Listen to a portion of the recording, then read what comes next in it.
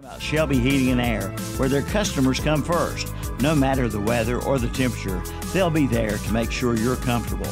Ask about their safety furnace checkup for $99. Plus, ask about their up to $750 in rebates on select products. That's Shelby Heating and Air.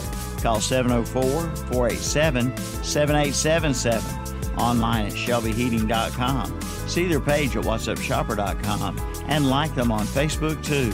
They are there when you need them. April is Credit Union Youth Month. Let's celebrate the spirit of the credit union movement and unleash the power of savings at Carolina Federal Credit Union in Cherryville. During April, Carolina Federal Credit Union is celebrating Youth Month in many ways, including depositing the first amount into youth savings accounts. Contact Carolina Federal Credit Union for more information or visit the website at carolinafcu.org/Youth Month. Carolina Federal Credit Union, 1200 East Church Street in Cherryville. How many years? 37 years. That's how long Acre Enterprises in Cherryville has been serving this area with the absolute best pricing on metal roofing, carports, and buildings. They'll beat anybody's price on 40-year metal. Go by and see. Also right now, 12-foot white, brown, red, and silver Galvalume, just $30 a sheet. Spring is sprung and you'll save money at Acre Enterprises, 1220 Shelby Highway in Cherryville, right across from Food Line. Online at acrecarports.com and like them on Facebook too. You know, spring is just around the corner. Now's the time to get your equipment ready for spring with a visit to Eddie's Auto Parts in Lincoln. Race on in and get your lawnmower and tractor batteries, oil filters, and more. And when you buy from your local independent CarQuest dealer, you're buying from your neighbors and friends. At Eddie's Auto Parts, 2514 East Main Street in Lincoln, your locally owned independent CarQuest Auto Parts dealer. When you want some help from a fellow car lover, it's all in one place, as you'll discover. Roll in to CarQuest and roll on. Love your car savings at Cherryville Auto and Truck Supply in Cherryville, your Napa Auto Parts store. This month, save 10% on Napa Lawn and Garden and Marine RV batteries. Save 20% on WD-40, now $6.99 each. 55 sheets of Seller's Toolbox Blue Shop Towels are now $3.49 each. Napa Full Synthetic Motor Oil, 5-quart bottle for $24.99. And 16-ounce can of Seafoam Motor Treatment, just $8.49 a bottle. At your Napa Auto Parts store, Cherryville Auto and Truck Supply, 1313 Shelby Highway, 150 West in Cherryville. Triad Corrugated Metal in Lincoln is this area's headquarters for premium metal roofing and supplies. And now just arrived, square tubing for metal carports and metal buildings. Give them a call at 980-429-2278 for pricing and sizes. And they have a wide variety of colors too. Visit their website at triadcorrugatedmetal.com and like them on Facebook. Triad Corrugated Metal, 108 Industrial Park Road in Lincoln. Now hiring manufacturing positions and CDL drivers.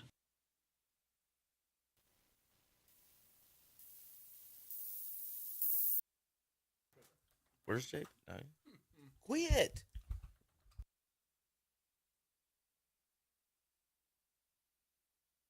Okay, I guess I'm up on the show now.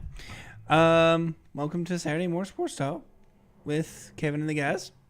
Kevin, Zach, Tom, and Terry. And Good morning, JP. Good morning. Sorry, we was talking. Didn't get the intro played, and then everybody was staring at each other about what buttons to push, and okay. I guess we got it now. Good morning, though, Shelby Heating Air. Saturday Morning Sports Talk. Happy Saturday to you, JP. Is that a Louisville Slugger hat? No, this is a Luigi from Mario and Luigi. The Mario movie came out, so we know JP went and saw it. Yes, I did. A Luigi movie come out. Yeah. No, Mario movie. Mario movie. movie. It was Mario Brothers. Hold up. How much was the hat? This was $20. Oh, man, he just blew his KTC check on Mario and Luigi. Hey, trust me, I had a Mario hat already, but I'm a big Luigi fan. You know what else you need to spend some of that hard-earned money on? Shelby Heating and Air, getting out and checking that air conditioner. It's going to be hot next week. You need your AC checkup, give them a call, 704-487-7877. Check them out online, shelbyheating.com, for all your heating and air needs. And Kevin's going to get my... Are you really giving me play-by-play of adjusting your camera? That's all you have to say. He's going to... Tom is the Ron Burgundy of broadcast. You can't do nothing around him without him commenting on it. Like, it's like secret. It's behind the back. That's why I put the artwork on Tom, is so the fans at home can't see me moving the camera.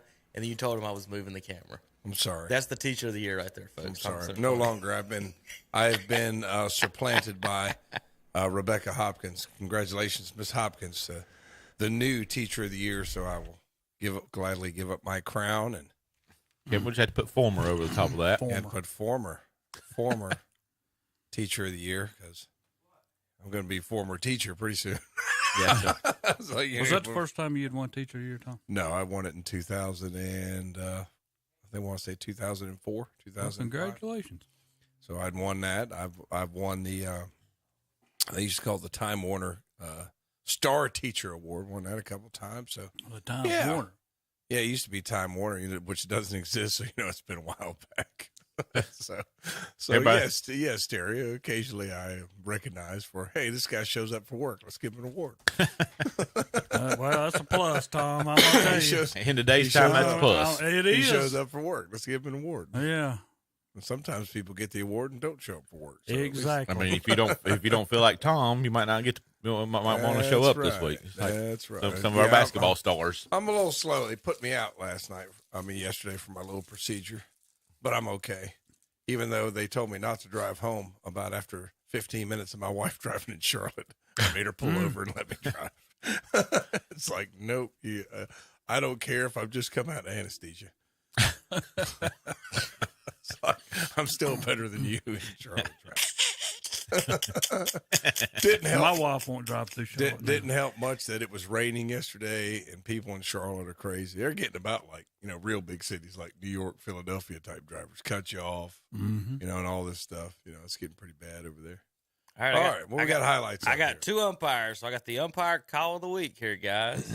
Oh gosh, here we go. Let's make fun of umpires. We have a foul ball off the catcher's mask caught by the pitcher. What is the call? That's a dead ball. It's a foul ball. Foul ball. The ball is caught off the catcher's mask and caught by the pitcher. That's a foul ball. Well, about every coach in this ball game was thrown out over this argument. Terry, what would be your call on this? That's what I would go. Same Foul ball. thing. Yeah, because it hit the the catcher. So you cannot help the catcher catch He's the ball? not in play back there. I mean, he's behind. What's the actual ruling on it? It's a foul tip if it goes directly to the catcher's glove. The glove. If it went to the helmet, it didn't go to the glove. If it went to the glove and ricocheted, it can be caught by the pitcher. If it hits the helmet, it cannot be caught by the pitcher. That's the rule. Why is it not a foul ball? And you could just catch it. Like if he pops it straight up, the catcher loses it, and the catcher bounces off the top of his helmet, and the pitcher catches it in foul territory, would it be an out? I've already given my ruling on this. You just got through saying if he's in foul territory. Yeah. Okay, this is still foul ball. So it doesn't matter where he is. It's not going to matter. What's it matter? So you're telling me you can't? This is me asking a question. Yeah. I can't assist some. So like I've made a play in the field where the another player bobbled it and I caught it. So you cannot help another player bobble it in foul territory? Re-say what you just got through saying. If the batter would have popped it up, behind the plate, Gina Davis and Lee Lerone goes back there behind the plate, does a split, and instead of catching it, it bounces off the top of her head, and the pitcher, standing right next to her, catches it. It's different because it's directly to the catcher. The rule book addresses the ball directly to the catcher. So you're saying a directly fouled ball to the catcher? It's either to his glove, which it can be caught, or it's not to his glove. Like, because there's a scenario like, say, if it pops off his helmet and then he catches it, it's not a catch. It's not an out because it went directly from the bat to the catcher. So that's either a foul ball or a foul tip. Foul tip if it's directly to the glove. Foul ball if it's anywhere else. Cannot be caught by anybody else. What are we talking about? We're talking about baseball. I was just asking. I was just telling y'all every coach in this game got thrown out of the game because of this play. I hope so we don't even know what the umpire ruled yet. I know. You didn't even I know what he ruled. I'm just asking you guys. What did he rule? He ruled what you said, Tom. That's correct. And everyone got thrown out of the game. Because coaches don't know the rules. I'm hoping No, it was. I mean, both teams, both coaches got thrown out of the game over arguing it. And after they don't have the highlights of it, but yeah. Why was Somebody the must have- other coach? Somebody must have switched the I call. don't know, Terry. I just know that there was a big argument over it. That was, because the other coach filed a protest or something like that. And he's like, you ain't, you're just. Yeah. Well, I hope it was like a 1-run game and not like somebody up by 10. Well, what doesn't help is the umpire's not looking. If you notice in the clip, the umpire's not looking at the ball. The umpire never says foul. Yeah, he does. He throws his hands up. Yeah, He don't even see where the ball went. Look at him. He threw his hands up. So he's But already, Yeah. there goes the ball. Look again. I think he look knew how the. weak. Look how weak the foul is. I think he knew the Look pitch. how The weak batter his call- hit Look it. how weak his call is. Okay, this he does like that. That's not how you call foul ball. Foul. To You him, keep it the is. hands up. To him, You it know. is. Tom, here's the ruling on a foul tip is a ball that skips off the bat and goes sharp and direct to the catcher and is legally caught. That the ball is caught is the cornerstone of the definition of a foul tip. A ball that is not caught by the catcher is not a foul tip. A foul tip is always a strike, and unlike a foul ball, a foul tip can result in strike 3. A foul tip is a live ball. Runners can advance at their peril. If the catcher does not catch the ball, it is a foul ball. So the word tip and ball is key in this scenario. Is basically the where these folks got in the argument about. So let's call this the tipped foul ball. When the tipped batted ball is caught by the catcher after the ball hits his mask, for example, his chest, or anything else, it is a foul tip, according to the 2021 rule change. If a tipped batted ball hits the umpire first and then rebounds and is caught, then it's not a foul tip, nor is it a fly-out ball. The instant the ball touches the umpire, which we all knew this, it is foul territory, it becomes a foul dead ball. Same as a fly ball that hits the backstop or fence or anything else besides the catcher in foul territory. The mechanic for the foul tip is to brush back your left hand with your right hand, then give the strike signal. Some umpires swipe back of their left hand 2 or 3 times, then give the strike signal. He just called it a straight foul ball off the catcher's mask is what it was. And so anyway, I was wanting to see what the umpires in the room said. I We got it right, Terry. Did y'all make the same call he did? For the most part, yes. Same call. He Yes. got in trouble Yeah. because his mechanics are bad. You can't have. He's young. Was that a high school game, Kevin?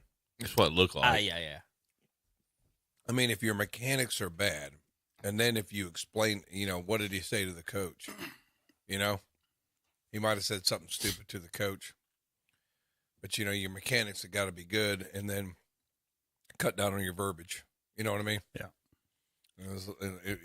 When he throws his hands up, it looks like Tinkerbell dancing around. I mean, you got to do it like a man. Well, it's same technique as the ball hit down the line, and a lot of umpires will holler foul, and it's never been touched. Well, it hasn't reached first base. What if it hits the rock and bounces back in? Then guess what? Now it's fair. All right, But you've already called it the other way. You don't. Yeah, because if it hits the rock and comes back in and it's staying on the baseline, it is fair. still fair. Yeah, it makes sense. All right, so this is the second umpiring call of the day. This is a throw from the catcher down to first, and they called the runner for interference here. He's on the inside of the line. Inside of the You got to be on the outside in your baseline. He's allowed to come back to the bag to touch the bag. Yeah. So that's kind of one of those. But that's close, ain't it? See, but he's on the outside. That's why going down the line. And I had that in a girls' softball game where the kid and the catcher come up with it and threw it to first. Kid was on the inside and she's automatically. I never out. run It's on the inside of the line ever. Yeah. Now, if you're in the running lane and you're coming to the bag at the end and it hits you, you're okay. But see where he is? Yeah. That's an easy call. That's a no-brainer. Yeah, because he could have been. He's going to try to say he was on the bag first, but it doesn't matter. You didn't give the first baseman Chance to get an to the ball. opportunity to catch it. Well, That is interference. Neither did the catcher by throwing it right at the base. I mean, That's errant throw, that's a but terrible throw. errant throw, but he does obstruct. Well, that's still a true throw. That's to the base. I mean, like if it's in Major League Baseball, if he like airmails it 6 feet over his head, and you got nothing. It's got to be a true throw. In high school, it doesn't have to be a true throw. Like if that guy's in the running lane and you think it caused that kid to make a bad throw, you can bang him out. So him being in the dirt is not considered a running lane there? No. He's You got to stay on the right side of the baseline. He's got to have 2 feet in the runner's lane. Now in skunk in the outfield, the runner establishes his line. Oh Lordy, No, we're not doing that. No, I'm not. I'm saying We're this. not I'm doing asking the established line question because Tom. I mean, my question is again, if I'm leading off any base, I'm establishing my line as a different angle than straight down the path. Is there not an established? I'm asking a question. Is there not an established line clause or line as far as going down from home to first? Because as a right-handed hitter, every time that I've crossed over, Terry, a lot of these, especially in high school, you have to cross through the grass almost to get to the lane because of the cutting of the line. So that's my question: is once you go there, and so is that official? You can't have 1 foot inside that line. No, you can't have. You cannot have 1 foot inside. So there is no establishing of a line. So so if, as a runner looking at this, so I can't have a foot inside the line, but the entire bag is inside the line. So as a runner, you only have that right corner to get to, unless the first baseman, I guess, isn't there, and there's no play at first, and you can go to second. Yeah, unless I want to interfere he's doing. Again, for the folks listening on the radio, he's not on the grass. He's got 1 foot, probably as close as you can get on the outside edge of the foul ball line. His left foot is on the foul ball. His right foot, where is his right foot? Doesn't matter where his right foot is. I'm just it's asking. On the inside. Yeah, it's on the inside. So what I'm asking is that they're cutting the dirt. As a runner, in my life, I would have never thought or known right there that I'm doing something wrong. Mm. Well, then your coach didn't teach you the rule. Exactly. Tom, I'm telling you, I have never, with that line cut right there, I have run down that dirt 1,000 times, and not once have I ever been told, make sure you're in foul territory running to first base. Not once in Little League, any junior high school. Okay. I've never been told you cannot run inside fair territory to first base. As a runner, that is really confusing for someone when that whole base is inside the line and I can't be basically on the line at all. So this is my question to every coach in America. Yeah. Then you've coached. You got 15 people on a team, and you got to tell me no kid ever asked why is that line drawn? Because if you don't know to be in that box, why are we drawing a line in the first place? And what a lot of people don't know is that is a 45-foot line. So what he's talking about is before the 45-foot line, you can run outside the line, and if you're hit there, you're fine. You have to be 2 feet in the box at the 45-foot line, and then what Kevin's saying is, well, how am I supposed to get to the base when it's on the inside? Then if the guy is on the inside and goes to touch the base, if this happened and he was going to touch the base from the other side, he's fine. If he's coming from the inside where he's not supposed to run, he's out. All right, which side of the base does his foot touch? On there, like I said, it doesn't matter because where he's coming from. It's on the inside. Yeah, but it doesn't matter. Where he's coming from. Here's my argument as a runner. I'm running right down the foul line. Is he not? For the most part. Okay. Right? Okay. As a runner, I'm running down the foul line. My left foot is 1.5 inches left of the foul line. My right foot hits the right front corner. Tell me what I have to do different right there. He's running correctly, stay in your running lane, and have your left foot hit the bag. Yeah. And then the ball hits the right side of the bad throw, hits me on the right side of the base. Because he's in fair territory. Yeah, he's out. I mean, that's simple. It's simple. Yeah, that's simple. I mean, it's not even. If that whatever rule y'all are saying it's simple, that's fine. I'm saying as a runner, that is I have never in my life take it and look at it like this. Been told that I can't touch that right corner of the bag. All right, take it and look at it like this. I've never been told I can't. I'm just saying, Terry. What if you? I've never been told I can't step left of that bag. I get it running through the grass and you're in the way, but that right there, he's on the foul line. Well, take this in the same system. If he hits it and it pops out in front of the bag, he takes off running. He's in fair territory when he takes off running, and the ball hits and bounces back and hits him, and he's in fair territory. Guess what? You're out. If he's on the line on the outside, he's not.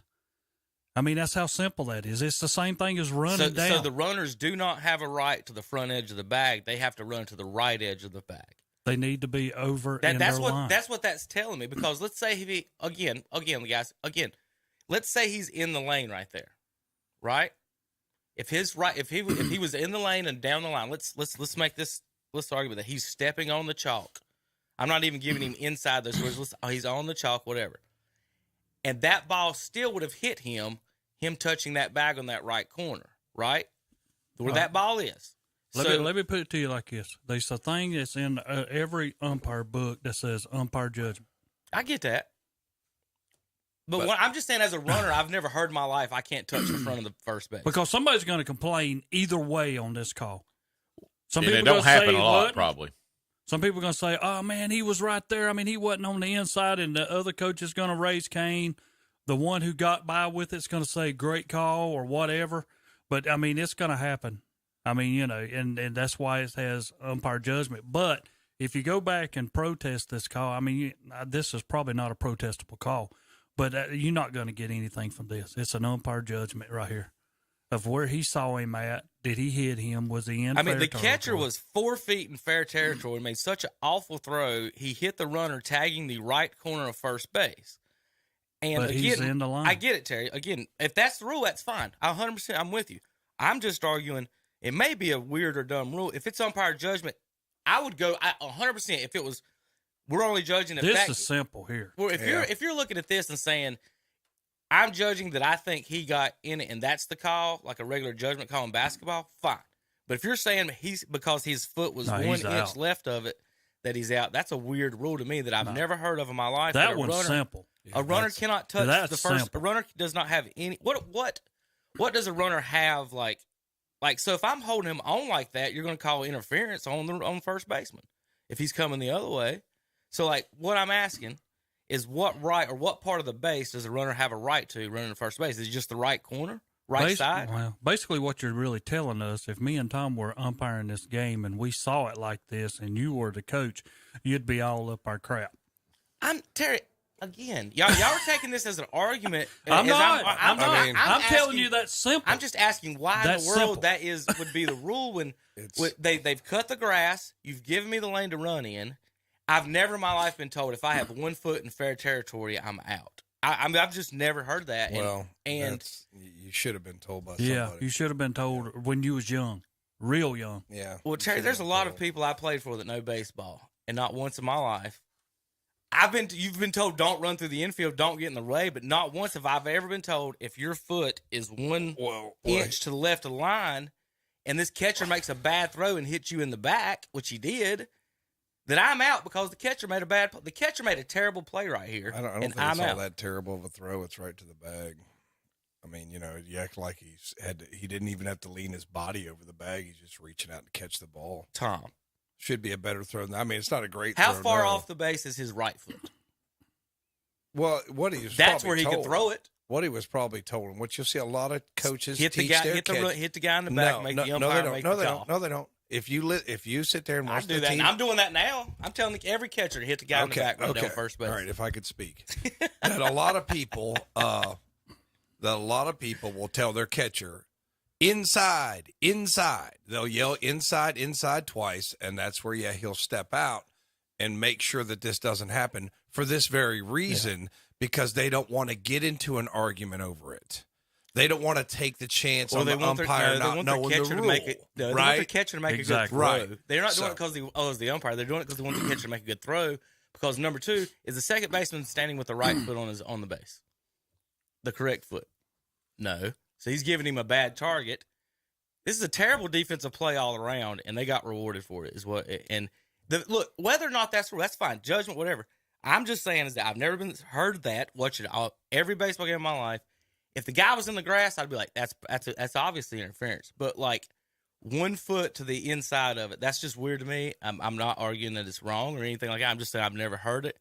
And the catcher did make an awful throw for the people on the radio. He's 4 foot in front of home plate. The second baseman has his left foot, not his right foot on the bag like he should. Give him a terrible target. But the base runner did a bad thing by staying on the inside anyway. The base runner was wrong by taking 1 step inside the baseline. Right here. He's wrong. He's wrong. He's wrong right there. Yeah, he's wrong. I mean, that's a no-brainer. I mean, that's simple. It's an easy call. Yeah, that's easy for us. But you better bang it. You better bang it. Again, look like the umpire was in good position, though. I'm saying I never in my life have I been told if I'm right there and I tag the right side of the base there, and he hits me in the back, I'm out. Home plate's going to call that, Zach. Yeah. The home plate. Is it? Yeah. Okay. Yeah, he's Yeah. looking right at the line. So you're just going to say, when you see that, but you're going to say dead ball. You're going to point. That's interference. That's interference. He's out. Yeah. And then that runner that scored has to go back. Yes. Because he can't score on a dead ball. Well, I'm here to say that's the worst rule I've ever seen. Whether that's the right call or not, it's the worst rule I've ever seen. But that right there is simple. See, but Kevin does this rules are rules thing, and then he says dumb rule. I mean, it's just like you do this though. You do it like is the a dumb rule. 10-second rule on a free throw in basketball, which you come apart about. How much are you going to say give? it's a rule's a rule, but You now talking about inside? That's what I'm saying. I mean, like, if you keep coming inside, I mean, I can get all the way out here in the grass. And is it going to be good? Well, no. I just said if it's in the grass, it's not good. I mean, but you give him. Look how far you give him on the foul. look how territory. much on the other side I've given him already. But This is your running get lane. Is it not weird to y'all though that you give me 3 feet to the outside, but there's no base there? So I basically have to run a banana just to get to the base, or I'm going to be out. Because again, if he was even if he was on the other side of that line, that ball still hits him, right? If he's on the other side of the line, he's fine. Right. They don't call him out. Yeah, we don't call you out. If he's on the other side of the line, he's fine. So again, okay, I get it. Where the ball hit him, is it where the ball was? All right, so okay, here. All right, is it where the ball hit him? Is when it's called out, or is it when the throw is made in the air and he's? You see what I mean? By rule, you're interfering with the catch, not the throw. You interfere with the catch, not the throw. Okay. So, all right. So here's my detail on this. When is he out? When the ball hits him? He's out if the ball hits him. When the ball hits him, right? Mm-hmm. Yeah. Okay. So when did the ball hit him? Again, guys, why it's not. This is but not. I'm just trying this to is easy. It's that's not easy. It's an easy call. I'm not saying it's not. I want more explanation to the rules, and y'all are taking it as I'm arguing with y'all that telling you you're wrong. I'm not telling you you're wrong, and it's an easy call. I'm asking you cannot for future. Again, stop. Just let me all finish. the way to the bag. All the way to the bag. He's on the inside. Right. He's all the way to it's on the inside. All the way to the bag. He's on the inside. To the inside. He's on the inside. Would y'all? Okay. Let me finish. When is he out? When the ball hits him on the inside. He's on the inside. Okay. He's not out until the ball hits him, correct? Yeah, because there's really, you don't know what's going to happen. You don't know whether the ball can get there through him. So I'm asking. So he's not out until the ball hits him. That's the correct. That's something that's key, because if he's out on the throw and he's inside the bag and it doesn't hit him, is he out? No. Okay, no. That's my question. No. So then on this call, I think is what they're arguing then, I would guess, Terry, is that the ball didn't hit him until right here. But he's not touched the bag. I get it. I know if you're safe, Terry. What I'm asking as a runner, I'm not out until the ball hits me. At this point, I am touching the right corner of the base closest to me. How am I interfering when I am on the bag in where I'm like right now? Right now, is he in the wrong spot? Is what I'm asking. He's in the wrong spot. He's still on the inside. His whole body is to the inside in fair territory. So you're telling me where that infielder is touching that corner of the bag, I can't touch that corner of the bag? No, you can touch any part of the bag. You just can't interfere with the throw being thrown over there.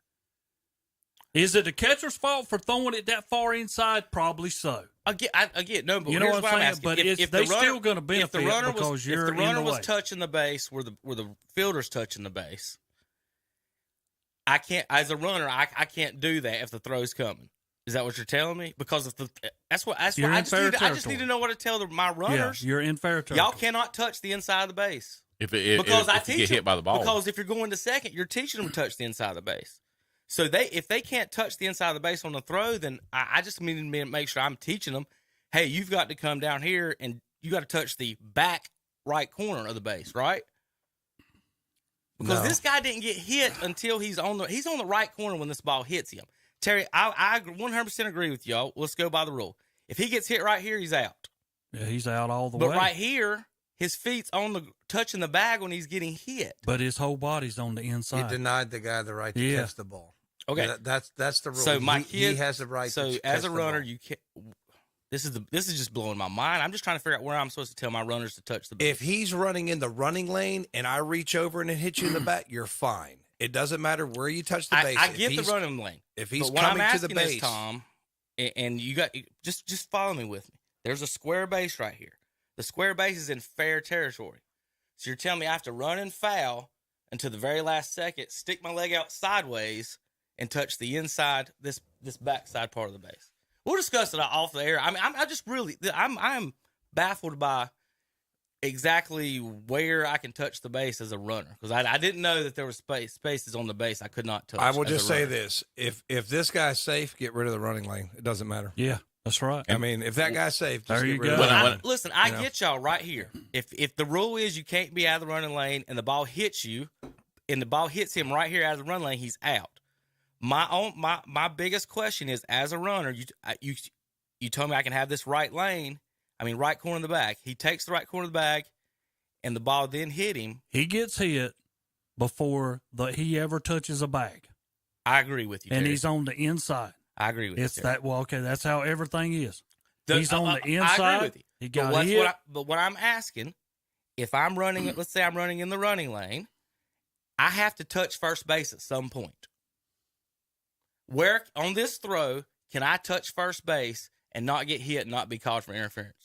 In your running lane, and right? touch If it you're with in the your left running lane, foot. you're fine. He created the situation That's the reason they himself by said not being run where through. he's supposed to be. You know, like if you're going to run through first. And like do you what you're understand saying, what I'm asking? You're saying touch is the this front. not the weirdest thing? I would draw No, a this picture is between it. the If breaks. he's going to touch the front corner of the base and round second, he's not going to round second on that play anyway. No. Because if he's rounding second and the first baseman's standing there, then you got obstruction. And then he's got to get out of the way. Well, remember, this is a play after a force out at home already. This isn't the original play. But he's your runner. See what I mean? He's the one. Yeah, he'll be out at home. Yeah. So what I'm saying is that Tom and 12-year-old, I know this is a 12-year-old. Terry, you've seen 12-year-olds just go around first base on that throw. So would he be out then for interference? If my 12-year-old runs while the ball's throwing and he hits that corner and boom, it hits him. It's interference. He's out. He's making a play. If he hits him while he's trying to make a play. Beanball is back in baseball. I got it now. All right, we'll be back in a few minutes. KDC Broadcasting. They are there when you need them. We're talking about Shelby Heating and Air, where their customers come first. No matter the weather or the temperature, they'll be there to make sure you're comfortable. Ask about their safety furnace checkup for $99. Plus, ask about their up to $750 in rebates on select products. That's Shelby Heating and Air. Call 704-487-7877. Online at shelbyheating.com. See their page at whatsupshopper.com and like them on Facebook too. They are there when you need them. The best late model vehicles at the best possible prices are waiting for you now at Oak Grove Auto Sales, Service and Body Shop. Right now, a 2016 Ford Explorer XLT with only 67,000 miles, priced at $22,995. A 2014 Mercedes-Benz GLK 350 with 81,000 miles, priced at $19,995. And go off-road with a 2014 Jeep Wrangler Unlimited Sport 4x4, priced at $22,995. That's Oak Grove Auto Sales, Service and Body Shop, 522 Oak Grove Road, Kings Mountain, online at oakgroveauto.com, and like them on Facebook too. It's time to gobble up the savings. At the Great Outdoors in Cherryville, they've got a new stock of turkey decoys and all of your turkey hunting needs. Hey, it's time to go fishing. This week, the Iowa Legala spinning reels, $69. Buy one, get a free rod. And Abu Garcia Vengeance combos.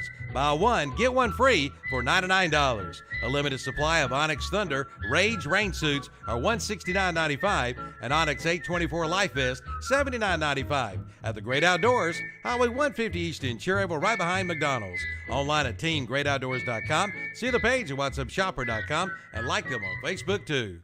It's time to open that pool and get it ready for summer fun. Let a professional from Gage Pool and Spa in Gastonia open your pool. It'll be a crystal clear summer of fun. They carry a full line of pool chemicals. Gage Pool and Spa sells and installs spas, saunas, above ground pools. They even do vinyl liner replacement. That's Gage Pool and Spa, 3025 Union Road, Gastonia. Visit their website at gagepoolandspa.com. Like them on Facebook too. Love your car savings at Cherryville Auto and Truck Supply in Cherryville, your Napa Auto Parts store. This month, save 10% on Napa Lawn and Garden and Marine RV batteries. Save 20% on WD-40, now $6.99 each.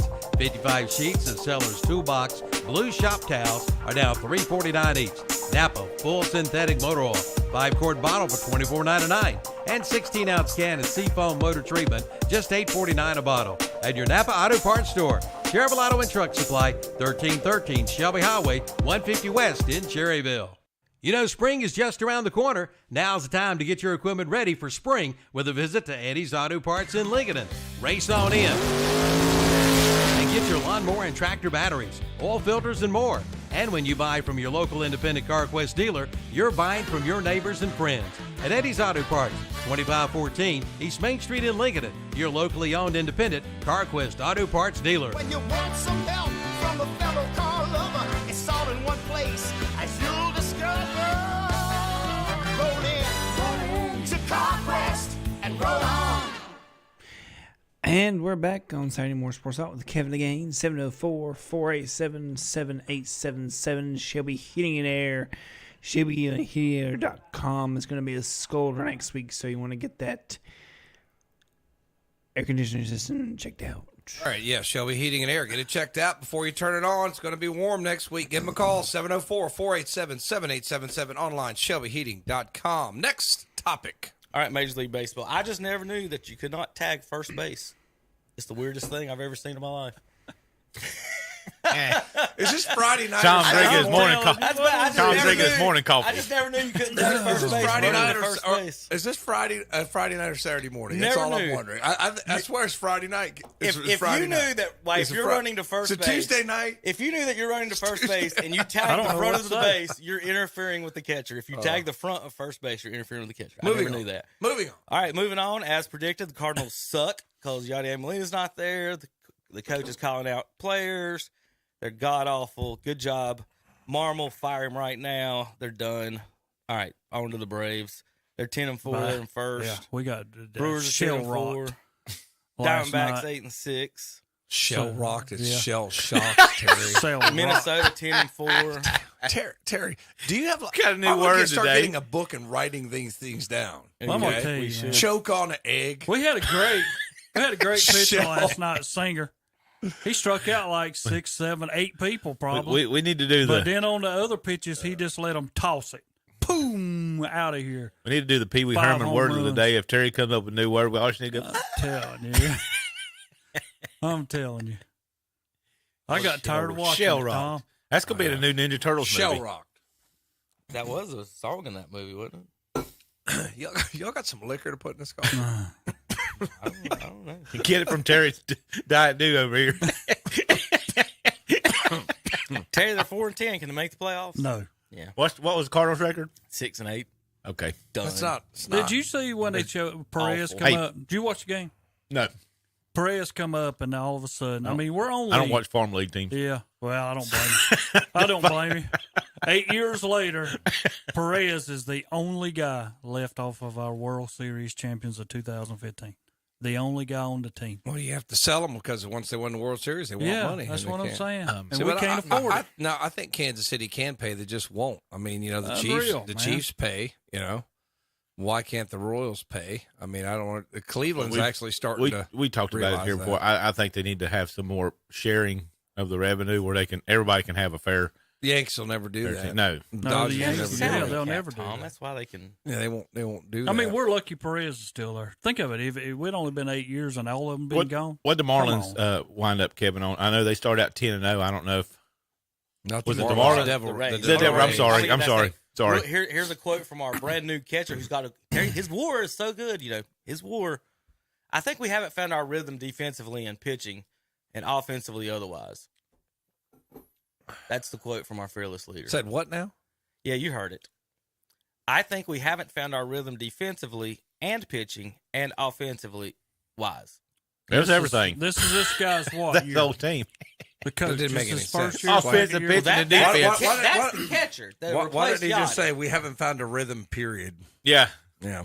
We're still team working on sucks. stuff. I'm telling you. Well, you go back and you think I of your tried to warn starters. everyone. You lose Yadier Molina, you lose the He's franchise. basically like a middle He's the linebacker if he was franchise. on, defense or football. He'd be like a middle linebacker catcher he is. Kansas City, we still got Perez. He's pretty good.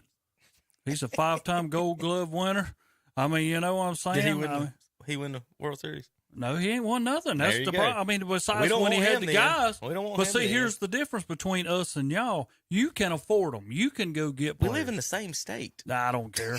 I could care less. The owners are not totally different.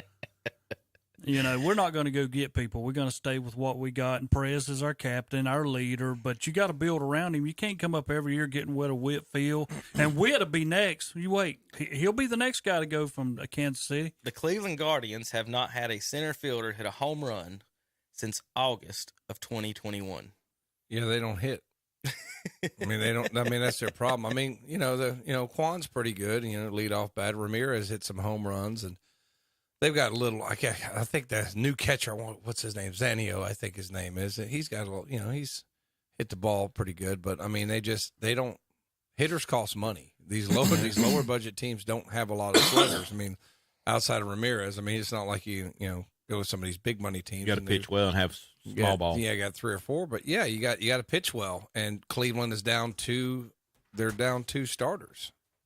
Tristan McKenzie and I think Savali's out too. So, you got a team like Cleveland that's dependent upon pitching, and then you got 2 of your starters down. I mean, they won last night. They scratched one out against the Washington, and then now they're 8-6. I think if they hang around in that division, because I think everybody likes Minnesota in that division.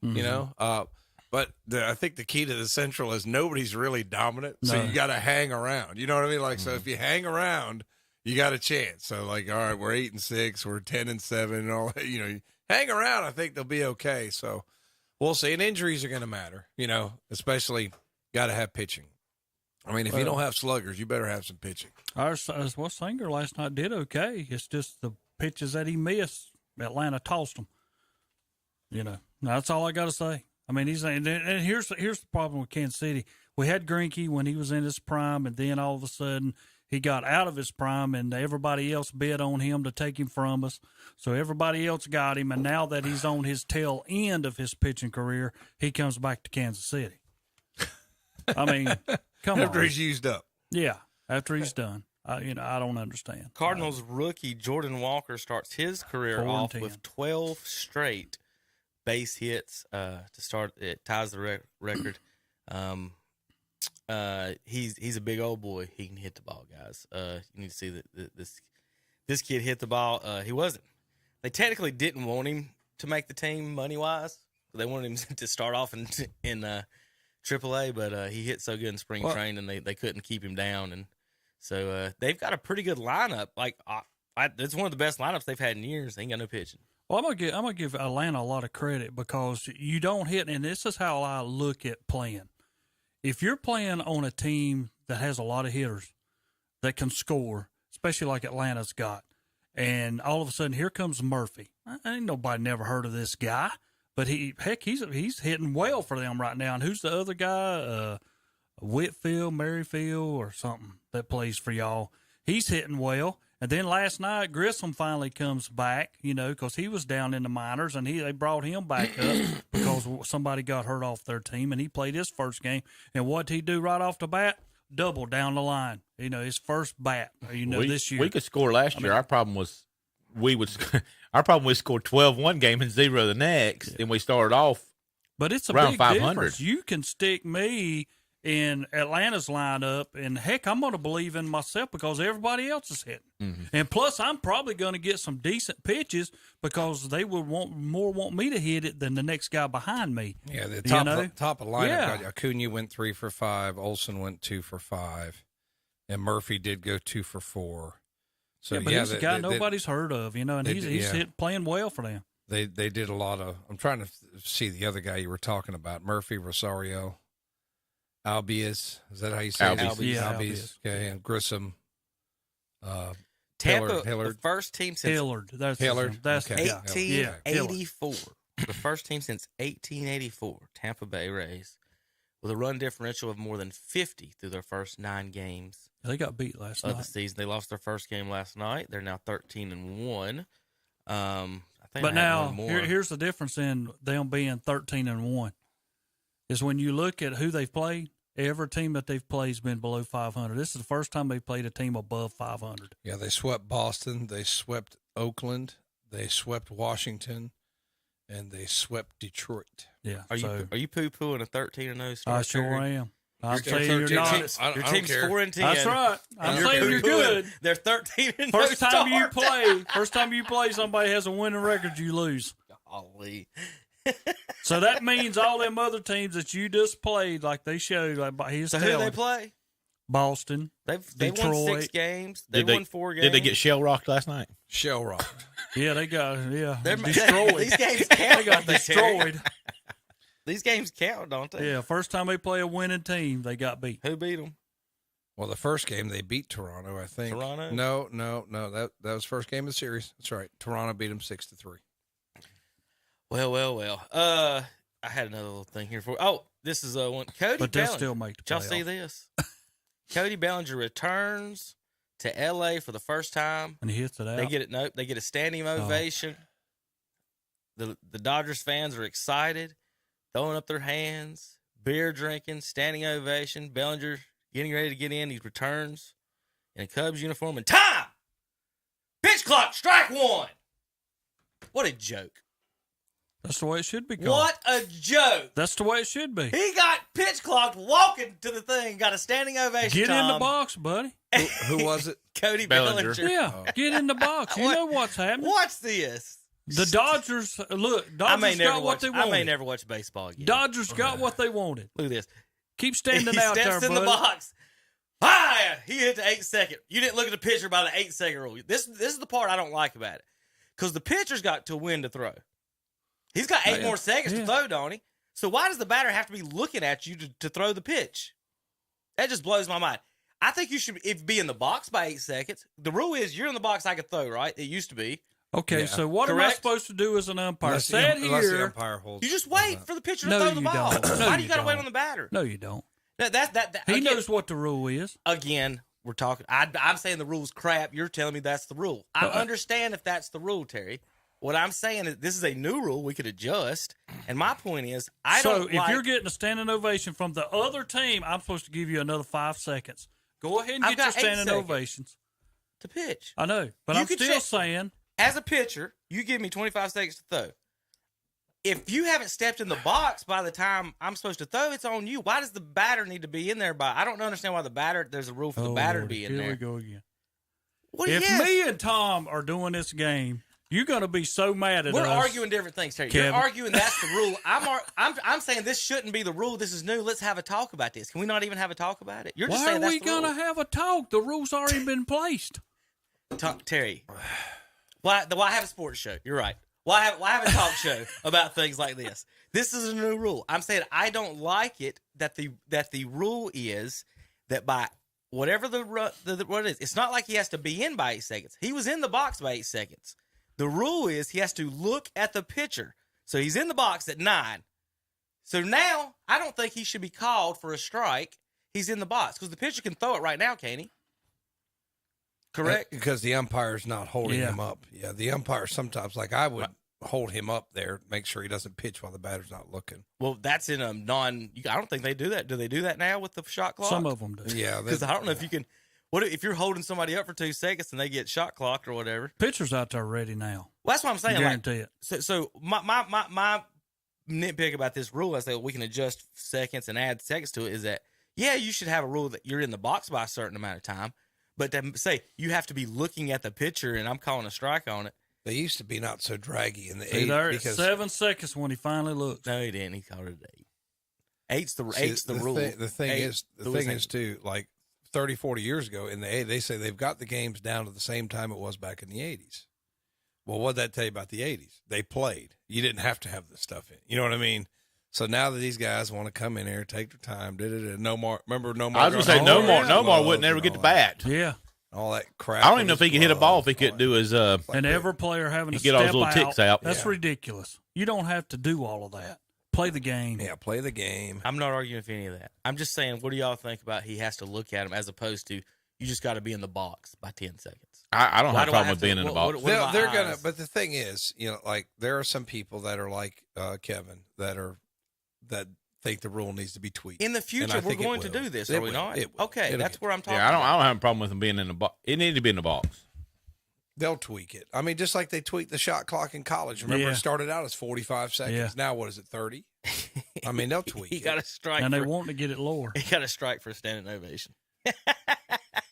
Like you need a standing ovation. Thanks for hitting a home run. Thanks for winning us the World Series. You playing for somebody else. Why I got to give you a standing ovation? My Lord, you're not playing for us. I'm not giving you a standing ovation. What's Cubs' record, by the way? I'm convinced that umpires aren't real people. I was just listening to all this morning. If I had y'all are real people. If I had any thoughts of doing youth baseball, I've just I do it every day, Tom.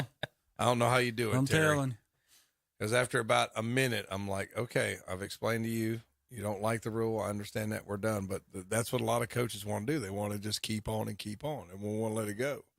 So just let it go. I mean, there's lots of rules I don't like in umpiring, and I don't like enforcing rules. Run through the bag, boys. Not anymore. You got to run around the bag and touch the back right corner. We're not going back. No. We'll be back in a minute on KDCBroadcasting.com. They are there when you need them. We're talking about Shelby Heating and Air, where their customers come first. No matter the weather or the temperature, they'll be there to make sure you're comfortable. Ask about their safety furnace checkup for $99. Plus, ask about their up to $750 in rebates on select products. That's Shelby Heating and Air. Call 704-487-7877. Online at shelbyheating.com. See their page at whatsupshopper.com and like them on Facebook too. They are there when you need them. A gas leak can be a killer. Just a small pinhole in a gas line put together with a small spark, and the unthinkable can happen. Now you can get a whole home gas line inspection by calling Today's Pro in Shelby. They'll be more than happy to come out and detect any gas leak that could lead to a disaster for your home. And with summer around the corner, see Today's Pro in Shelby for your pool supplies. And yes, they do pool water tests. And they can fill your propane tanks. Today's Pro, 1325 East Dixon Boulevard in Shelby. Call 704-600-8393. Online at todayspro.com. Like them on Facebook too. Sism & Son Paint and Body Shop, a local family-owned business for 25 years, is located at 2027 Shelby Road in Kings Mountain. Sism & Son offers auto and truck body repair and painting, motorcycle refinishing, and dent removal. They're known for their quality of work, their experienced staff, and their dedication to their customers. In their own words, we work for our customers, not for the insurance companies. We have your best interest in mind. Sism & Son Paint and Body Shop, they're there when you need them. For over 40 years, the Captain's Cap Family Fish House on Linwood Road in Gastonia has been serving our area with the finest seafood. And once again last year, they were voted the winner of the best seafood restaurant in Gaston County. Right now, they have several employment opportunities. The Captain's Cap Family Fish House, 3140 Linwood Road in Gastonia. Online at thecaptainscap.com. For orders to go, call 704-865-7433. The 50th anniversary celebration continues at McGinnis Furniture in downtown Cherryville. Come in and ask for a 50-year anniversary scratch-off card. That's right, a scratch-off card. Scratch off and see the savings. Take 20% off one regular item. Take 20% off any accessory. Or get a free accent pillow with any $300 minimum purchase. The 50th anniversary celebration going on all year long at McGinnis Furniture in downtown Cherryville. Online at McGinnisFurniture.com and like them on Facebook too. If you need to haul it, then haul it on over to TRT Trailer Sales in Lincoln. They've got whatever you need to haul whatever you need to haul. See their line of enclosed trailers, also landscape, utility, and dump trailers. And they feature a full parts and service department. Ask about financing too. Visit the website at trttrailersales.com. Open 9 to 5 Monday through Friday, 9 to 12 on Saturday. Call 877-279-7465. Like them on Facebook too. For the right trailer, it's TRT Trailer Sales at exit 20 on Highway 321, Lincoln. And we're back on Saturday More Sports Talk with Kevin and the gang. We want to remind our listeners about 704-7... 487-7877. Sorry. That's right. Pause right there. Yeah, call one more time. 704-487-7877. Online, ShelbyHeating.com for all your heating and air needs. NBA, NFL, NASCAR, and more today here on KTC Broadcasting. The playoffs. Be careful, Milwaukee. You probably in the hands they just got of Butler. They just got a bad draw. Yeah, they did. They got to play Miami. Miami against Milwaukee. How was that a bad draw? Versus the other team they could have played, I would have rather played the other team. They're going to kill Miami. Well, Giannis, I have to do it for sure because everybody else is not better than anybody. Who's guarding Giannis? Who's guarding Giannis? Well, that's true.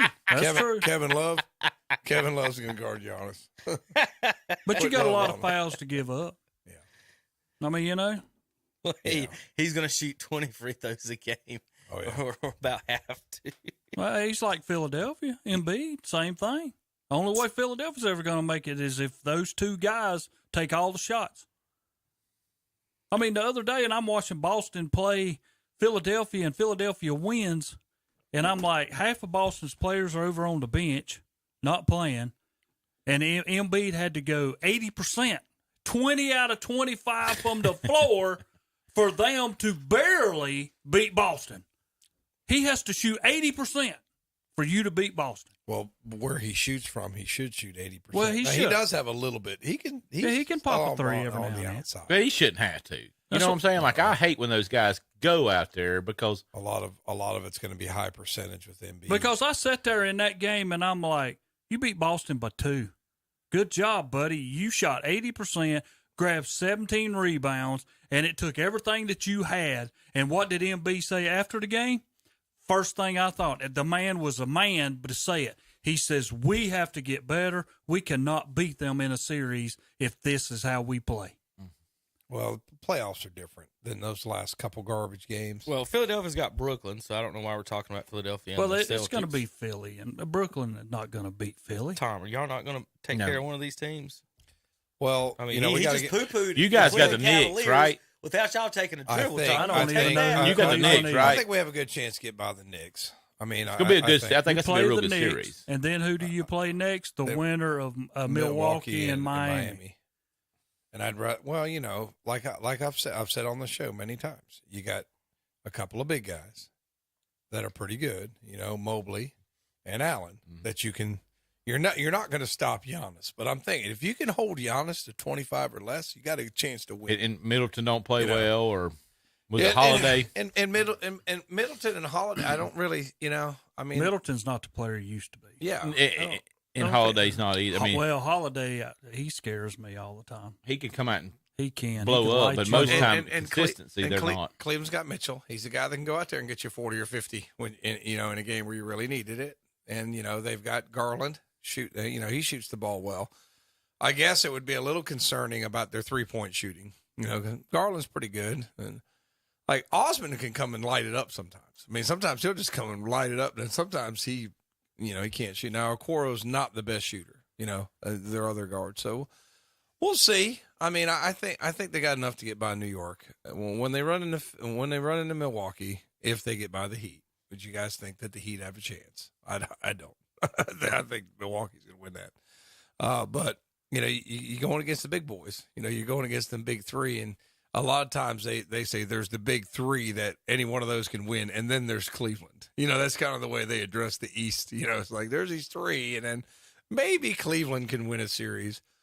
If they get hot, I think they got a chance. But you got to think about their experience, too. What's their playoff experience? Not a tremendous amount of experience on the team. I think for Cleveland, Mitchell has to average at least 35. Yeah, he's got to have 30 every. I wouldn't say 35. I'd say he's got to have 30. If y'all can't beat this crappy Knicks team, you need to fire the coach. These guys are. Well, I'm not. I'm saying I didn't say Quentin Grimes, Josh Hart, Cam Reddish, Manuel Quickly, Obi Toppin. Tom, y'all should wipe the floor. Julius Randle's their leader. Y'all should wipe the floor with these boys. They played well in the last couple of weeks. He's a backup. I think they actually beat Cleveland last week. He's a backup. Brunson's one of their guns. Good. Yeah, he's one of their guns. Randall's pretty good. He would sit the bench behind Barrett's Melo pretty Ball good. and Charlotte. Jalen Brunson would. I mean, come on. Like I Who's said, pretty good? I think Cleveland has a really good chance to win the series in 5 or 6 games. Who's y'all's coach? Who are we firing? Y'all get beat by this. Bickerstaff. Who's their coach? Thibodeau, I What believe, right? Bickerstaff? I think it's The Thibodeau. young one? Not Bernie, is it? Oh, no. He's like 80. God. Y'all hired a Bickerstaff? Yeah, Oh, my God. Bickerstaff, I believe. It Yeah. was. Sorry, Terry, changed my pick. Nixon 5. They got Thibodeau's coach, I believe. Yeah, they've got. No, God, they can't score.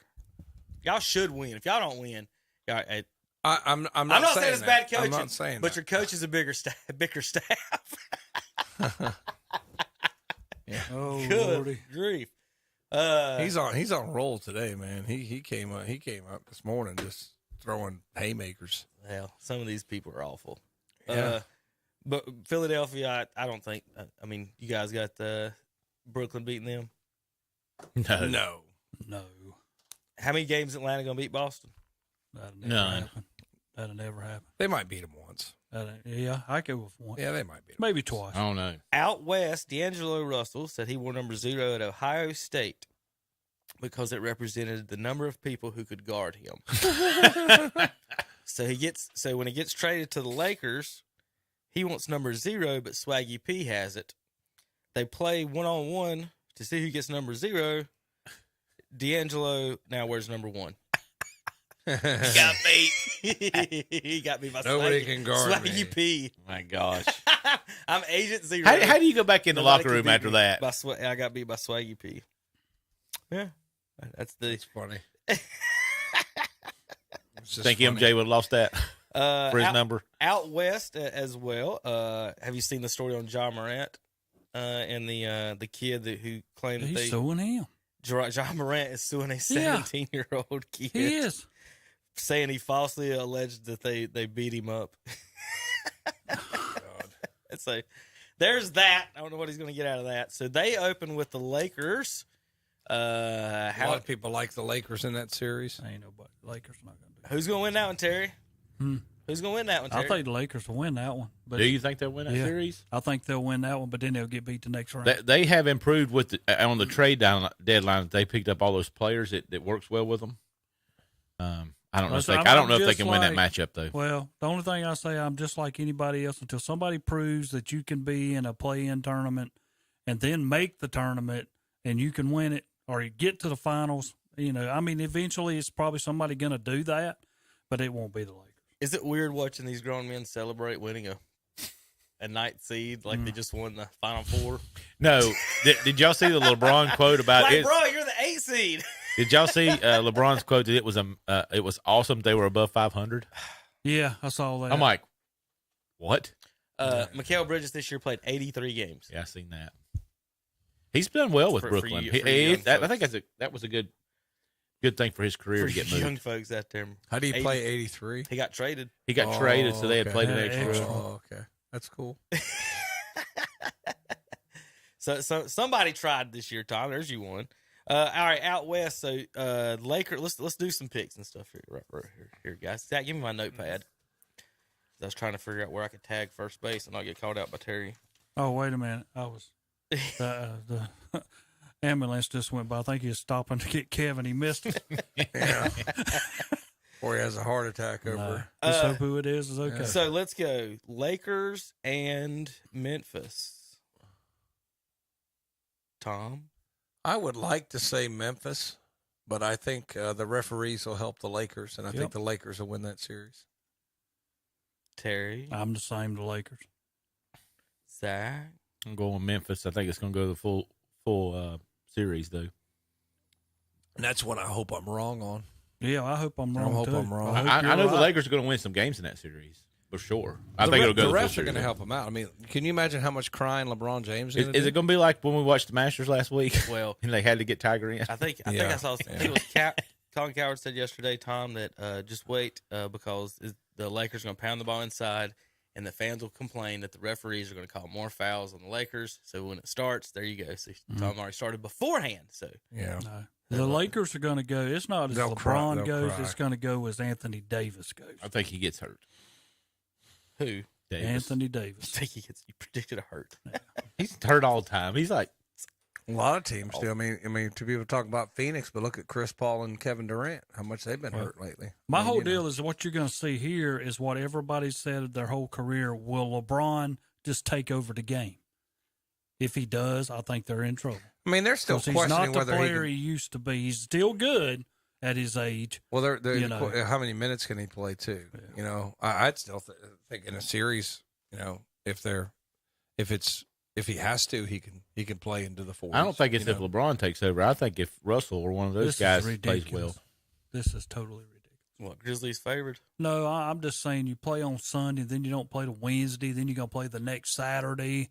Well, LeBron, he's getting 3 days off. You know what they're going to do. Well, then it comes back to where it's not that. Look at that. After you go through game 3. That's a long takes 2 time. Then you go Monday, Wednesday, Friday, Sunday. I mean, then you play almost 4 2 weeks. That's crazy. That's 2 weeks. Yeah. That's yeah, crazy. First round's 2 weeks. Yeah, there's every no round's 2 reason weeks. for that. Every round's 2 weeks now. Oh, my God. If you play Sunday, you should play Tuesday. What happened to the back-to-back nights at home? Saturday. Right? Not in the playoffs. You should have 4 games in by next Saturday. I thought they done back-to-back, flew out, got the rest, and then done back-to-back again. No, they don't do back-to-backs. Kings and Warriors. Warriors favored by a lot. I guess that's a lot. There's no doubt here. Golden State. Golden State can't win on the road. Oh, I'm going good. Sacramento. That'll not happen. Not now. Wiggins is back too. He won't be like his old self, but he'll be a help. I think the Warriors will get by there. Although I'd like to see Sabonis win this series, but I don't think it's going to happen. I might have picked Sacramento against most teams, but this one is one of those ones where, like, with no playoff experience and the Warriors start hitting threes, it's how do they react or how do they act? So I don't know if Sacramento can actually. And look what time they're coming on. 10 o'clock. Won't be seeing any of those. Like if they're playing the Lakers, I'd feel way better about it. But I just you start seeing Steph Curry hit threes on your head. You never been in the playoffs before. Might be panic time. All I know is that State Kings fan who gets a tattoo of a head coach and Mike Brown. There's something wrong with you, buddy. Tom's got one of those, don't he? I had it removed. I mean, is he the probably after this series right was here, he the coach he'll who won be the championship. Yeah. Okay. It got to be a difference that he can do to his tattoo. Phoenix Suns and LA Clippers. Suns minus 500. Clippers 80%? By ESPN BPI, whatever that means. Somebody's lost their mind. I don't know what that means. Probably that's probably like war stats or something. None of this stuff. Well, Golden State was 54% by ESPN BPI, whatever that means. Do you not think this is something here? We all know what's going to happen here. Westbrook's going to outdo Durant. Are you silly? Wait and see. Are you just damn silly? Wait and see. That's how come the Clippers are 80%. You know how hard he's going to play. Tom, take his Diet Mountain Dew away from him. I mean, this is what's going to happen here. To play better than Hey, if you would have said Chris Paul, I'd be like, well, probably. No, you're going to see. Kevin Durant. No more Diet Dew for Terry. This is how come, you left Durant was the only player in the NBA history this year, Terry. Did you see that? 50% from the field, 40% from three, and 90% of the free throw line. Yeah, when he got to play. Well, he's playing game one. God. Heck, he'd probably be hurt after game one. He might not finish the series. Yeah. That might be true. Yeah. So y'all picking Clippers in? If he finishes the series. Clippers, Terry Clippers. I didn't pick anybody yet. I'm Zach taking Clippers. The Clippers. If Durant plays, Phoenix is going to – they won't lose a game. I'm going to say Phoenix is going to win if they stay healthy, so I'm going to go with Phoenix. Maybe they Westbrook can out win to prove something. Phoenix and 5. There he is, Westbrook on facing Durant. There's no beef. No, they're not. They're not. They like each other. I'm just going to go Suns out there lose and score Biombo. 40. They're done. He's now he likes to be. Yeah, the Suns lost to Biombo. I don't know what they're going to do, Tom. And what's bad about it, Tom? You made fun of him last Saturday, and he got hurt that night. He started that night and went out there and he played 40 minutes and got hurt. And I was like, Tom, he's not used to playing. Tom cost the Phoenix Suns the championship with his Saturday morning jinx. Didn't realize that. Didn't realize. Biombo's not used to playing. He's not used to running that much. Who did we skip? The 1 seed? Who's the 1 seed? Denver and the Nuggets. That's gonna be 89% Nuggets. Ooh. Yeah. Nuggets 475. Now, with that said, guys, who's the Denver Nuggets' best player? Joking. Minnesota's got 2 7-footers they can run at him. Is Rudy going to play? I know he was. Yeah, he 20 and 10 last night. Yeah, he played last night. Well, Rudy played. I know that one game he couldn't play. So you've got a defensive player of the year at center guarding Jokic. Then you got Cat at 6'10" out there. Then they run 3 guards. Tom, Can you name me another Denver Nugget not named Jamal Murray? Probably not. Terry, can you name me another Denver Nugget not named Jamal Murray? Zach? Probably not. We don't, They run 3 guards. we got a bit of an East Coast bias. The 3 guards. Yeah, we don't get to watch. I actually looked at the box score this morning. I'm just saying, should they be of 85% favor against a team that we can't name more? I looked at the box score from last night. I actually looked at. They run 3 guards, two forwards. Finished first. Michael Porter Jr. Yeah. Aaron Gordon, Bones Highland, Bruce Bowen, Kentavious Caldwell Pope. Yeah, that's the other one. That guy just played for the Lakers. Yeah, I heard him talking about it Jeff this morning. Green, Yeah. Caldwell Pope, plays DeAndre Jordan. Gordon is the one that should be a better player than he. Yeah. He kind of like soft, honestly. So I'm just wondering how, and we all know that coach is garbage for Denver. Everybody's picking them to lose in the second round. I'm saying, do the Nuggets have a shot in this round? The Timberwolves got a shot in this round. But they got a good team. No. They've got good roster like you would play in a video game type thing. Got a good team, but do not play together. Got to have some chemistry. Their coaches don't know what they're doing. Anthony Edwards is the first player to average whatever he averaged this year at that age, at 20 years old. So it'll be fun watching him, see if he can take down the Nuggets. So there's your Western Conference. Who y'all picking in this one? Denver. I'm going Minnesota.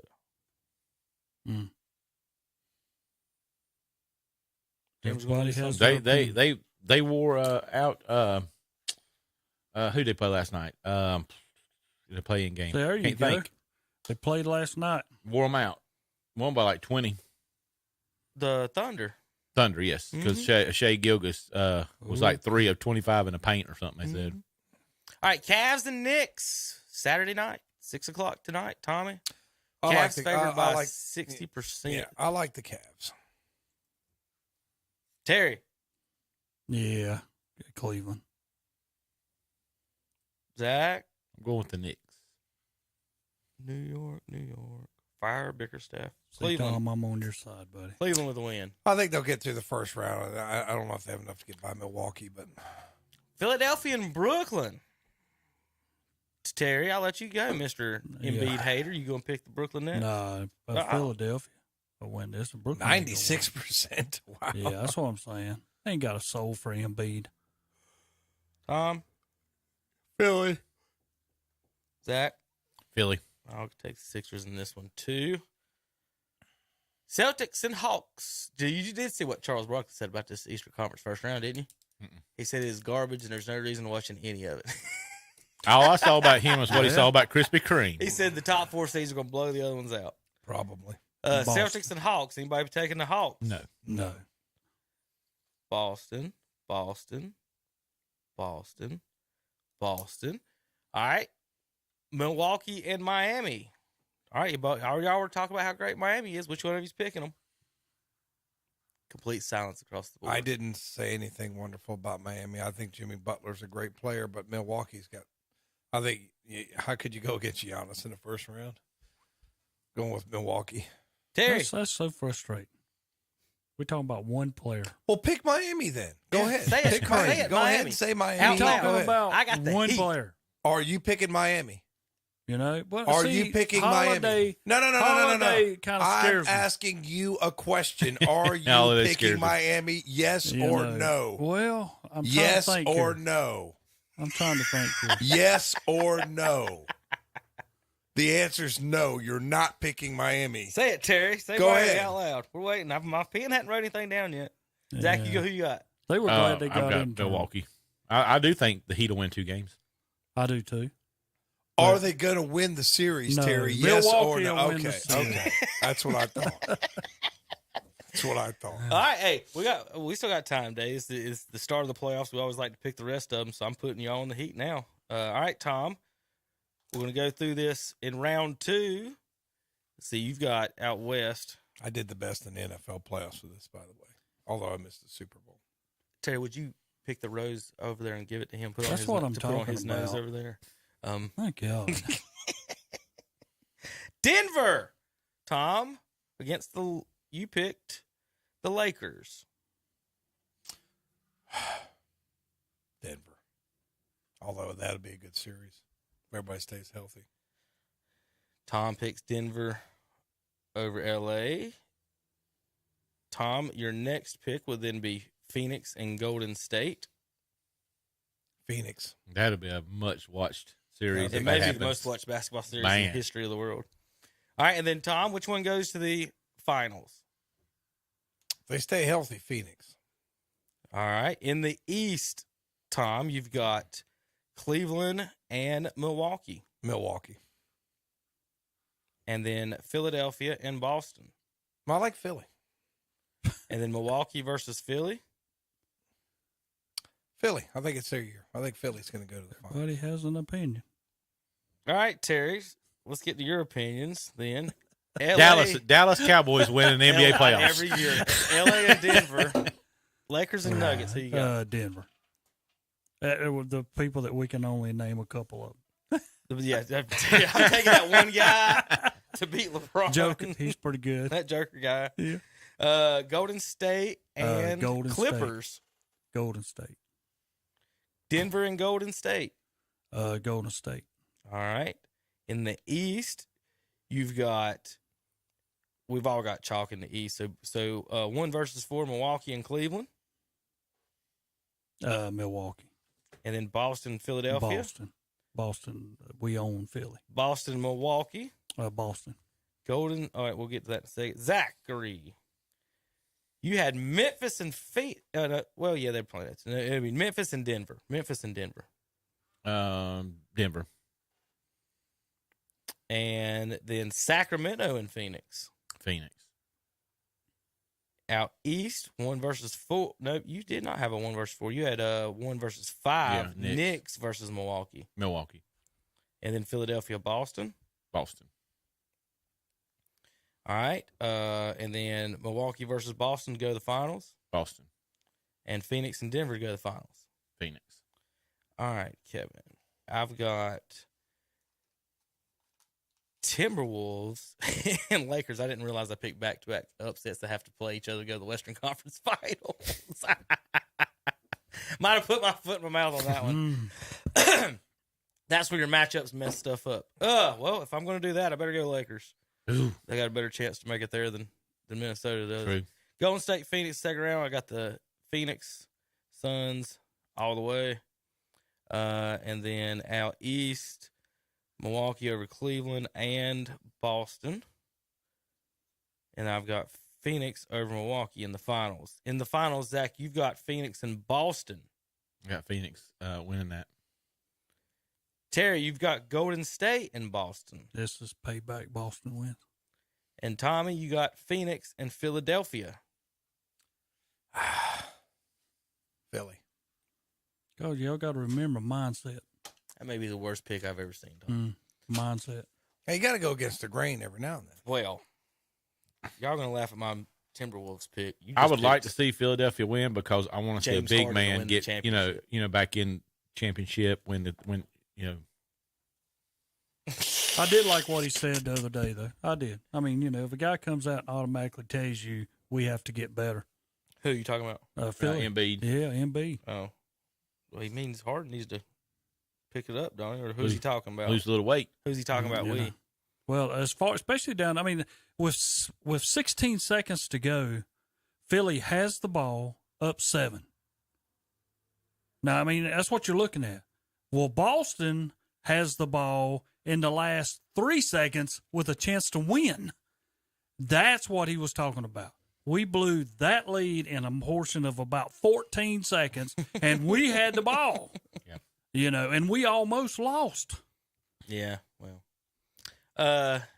What about this situation with the Pelicans? Zion Williamson not playing. CJ McCollum basically called him out. I don't blame him. Saying he was playing injured. And then GM come tried to save him. Did you see that? GM said he wasn't cleared for 5-on-5. Yeah. Zion said he was ready to play. He I think he's trying to make him save face. He wasn't. How can I go play in the NBA and never play and getting all my money? What they doing at Duke with these kids? I don't know. I don't have no idea. Coach K's the greatest ever, man. Zion and Kyrie. Don't talk about Coach K. I mean, he had a bunch of NBA All-Stars come out of that program. There ought to be a fine if you do play less games that it automatically goes. They're going to have to put that in. It's going to have. They're going to put that in the contracts because it's getting embarrassing. I mean, Zion didn't play hardly none, and he's getting millions. Like, I'm healthy, of dollars, but I just want to feel like Zion.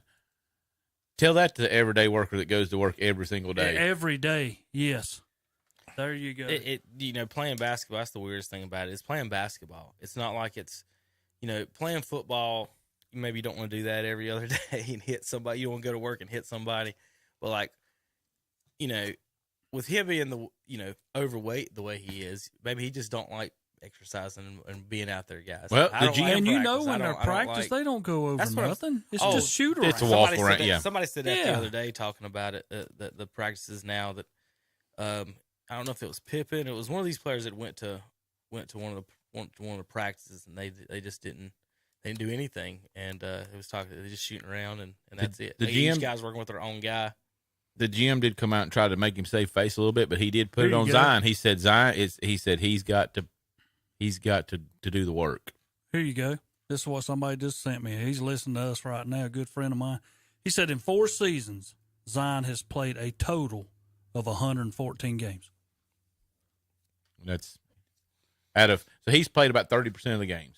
It's 82 game season. Every man's dream is to work less and get paid more. He figured out how to do it, guys. I mean, I've been trying to figure out. I don't know what in the world you can say with that. I truly believe they would have won that pretty handily and could have won a series with him in the lineup. So, well, here's your NBA draft order. Good job, Hornets. Hornets win a couple games. The 4 seed, which means they have to win it's not a guaranteed 4 spot is where they're at this is the odds. Top 3 are guaranteed those spots as long as one of them wins. One of the other 3 wins the lottery. The other 2 will be 2 and 3. And then after that, 4th, it goes down. So the Hornets will have the 4th pick unless they win the lottery. So, or win one of the top 3 spots. So 4 through, they can't get worse. They can get worse if a team behind them jumps them. So the worst they can be is 5, I believe is correct. But if not, either way, they should have a top 5. We'll pick a scrub. Should have a top 5 pick. Pistons, Rockets, and San Antonio are the top 3 teams that will get the equal amount of ping pong balls at the top of the order there. So I don't know Zach if I've even went through any of the mocks on that. Well, there's one right above it. Latest mock, they show one team. Vim, good job there, ESPN. We're going to give you a preview. Tom, the top pick's going to be Wembanyama if you didn't know that already. Did not. Did not. Real quick, I want to go through theirs before we go. USA Today. Here's the mock draft for them. Of course, Wembanyama first, 7'4" kid. This has been the argument here in these next 2 spots. I've heard the last few weeks is Scoot Henderson, a point guard. It's got San Antonio going with them at 2, or Brandon Miller from Alabama. Terry, Tom, any of you guys that's got any thoughts on this kid from Alabama? Ain't that the guy that's got in a little bit of legal trouble? Yeah. Oh, it is? Yeah. Yes. And he's top 3 pick? I thought he was like a reserve. He was the best player on the team. Yeah, he can play. That's not Charlotte. Do not pick him. There he is, Zach. That's we it. know what's coming. Here we go. Miles Bridges. You cannot let this guy go by, though, if he's there. You can't? No. What if he goes to jail? I'm not picking him. Unless you go number 1 or number 2. But if this guy's there by the time you get to number 4, and he's your pick, then there's our pick up there, Kevin, up top. Yeah, there he is. That's the pick I want right there. I don't care. It says Amen Thompson. I'm good with that. I got to read it because a lot of these times when you see 6'7" guard, it says great defensive player needs to work on a shot, and that's usually who Charlotte likes to pick. Let's see what it says. You're right. Perhaps the highest ceiling. Oh God, that's not good. That means he can't shoot already. First sentence. I already know he can't shoot. Raw prospect. 4 words. Oh my God. Take a chance. Raw prospect. Him. No, Tom. We've taken 35 years of chances. No chances. Take a chance, guys. He's there. He's got athleticism. God. That's what. Let's see. Teams will be curious to see him in workouts and how much his tape at Overtime Elite can translate to the next level. The Hornets could look at take a chance on him here. But the front office will certainly have to decide between how much of a risk they want to take should they land the 4th pick. If they believe Thompson or his twin brother, Alser, is too much of a risk. Someone like Jarris Walker or Whitmore. Let's go to the 5 pick. Jarris Walker, Houston, from the Houston Cougars. Going to Portland. Anybody, y'all know anything about this fella? 6'8". He's a freshman. Yeah, he can play, but to me, Houston never impressed me when I watched him. Is that Corliss Williamson? You know, short, stocky forward. He averaged 11 points a game. Am I going to pick 11 points a game in college? I want the best wing. Put him on. Let everybody play one-on-one. We need somebody that we can give the ball and score. I don't want anybody named Grady Dick, Skip Hume, Washington Wizards, Cam Whitmore. What about this kid? Is he any I'm not picking Leaky Black, Puff Johnson, or Grady Dick. How about that? Whitmore established himself as one of the top college prospects with his athleticism, ability to penetrate into the paint, and finish with power. He can score from seemingly all over the court and is projected to be a lottery pick. This kid ain't too bad. That's who I want. There's my pick. There's our pick, Zach. Whitmore. He said he's going to score from all over the court. Ain't that Take him. We need a shooter. All right, Hornets. How tall is he? 6'7"? Take him. I'm saving the Hornets millions of dollars in scouting by just reading that and can tell you who they should pick. Pick the forward that can shoot the best. It isn't that hard. And we're going to pick some 16 We're picking guy. Noah Vonleh again. Yeah, Noah Vonleh, Cody Zeller, Michael Kidd-Gilchrist. Bring these all-stars back. We picked Frank the Tank in the lottery, Tom. Adam Morrison. Adam Morrison was second. Can we not? I mean, we top 10 every year. Can we not hit one? It is failure after failure. I mean, we got LaMelo, and we wanted Anthony Edwards, but he did go before him. So I can't. You LaMelo's pretty good. He's better than the guy that went. He's better than Wiseman. Yeah, LaMelo's pretty good. He's the best hot dog salesman in the league. I'll give you credit on that. That's right, Kevin, and that's what it's about. You and your daddy are businessmen, so you need to understand the hot dog sales. You need to understand that it's a business. When Michael Jordan is your owner, you got to understand hot it's dog a business. sales. Of course, he's not the owner anymore, right? They haven't sold it yet. Oh, he hadn't sold it yet. No, he's trying to. That's awesome. Whitehead from Duke is projected. We don't want nobody from Duke at 16th. Goes to Utah. I'm trying to see if there's anybody. Is Lively from Duke good projected defensive at number player. 19? Great defensive player. They don't play defense in the NBA. Ohio State. He's pretty Ball good. Projected at 20. So Sensen Ball came out. Yeah, I figured. That's what's best. I ain't seen any Wolfpack. I thought they were all supposed to be first rounders. Where's everybody at? Who? I thought y'all had somebody go to the pro that was supposed to be first rounder. Did they not? He's probably not in your top 30. Really? Yeah. Y'all did pick up a real good on the Charlotte Hornets late transfer. Some guy from France. Yeah, let's go with that. That'll work out great. We got to pick up like 5 of those. Jeez. I don't even see him. There he is. Where's he at? 34. The Charlotte, baby. Hey, how about that? That will kill you. I'm sorry. We don't want that. Is no, that what you're saying? You do not want him. That's another Dennis Smith. But this guy will shoot. State players out of the game. Yeah, this guy will shoot. He's Terry, not scared. Terry, you'd have been the Tar Heel fan running Caleb Love out of town. I'm telling you. He shot too much. All right, we'll be back in a few minutes. Well, one more thing before you go. Oh, yeah, friend sends in, he goes, watch the Spurs get the number 1 pick. Like they always have. Yeah, because he says that Victor or whoever that guy is, being from France and having a connection with Tony Parker, it would only be fitting for them to get the number 1. Parker, the last place he played was Charlotte, so we should get him first. And the greatest thing I think is how sorry Popovich is without his players. So, see him coach the. All right, real quick, I have a couple of college things before we go. We'll come back and do that real quick. All right, JP, let's take a quick break, and we come back. We got a couple of quick things to hit on, and we got some NASCAR, NBA, NFL, all kinds of things on KDCBroadcasting.com. They are there when you need them. We're talking about Shelby Heating and Air, where their customers come first. No matter the weather or the temperature, they'll be there to make sure you're comfortable. Ask about their safety furnace checkup for $99. Plus, ask about their up to $750 in rebates on select products. That's Shelby Heating and Air. Call 704-487-7877. Online at shelbyheating.com. See their page at whatsupshopper.com and like them on Facebook too. They are there when you need them.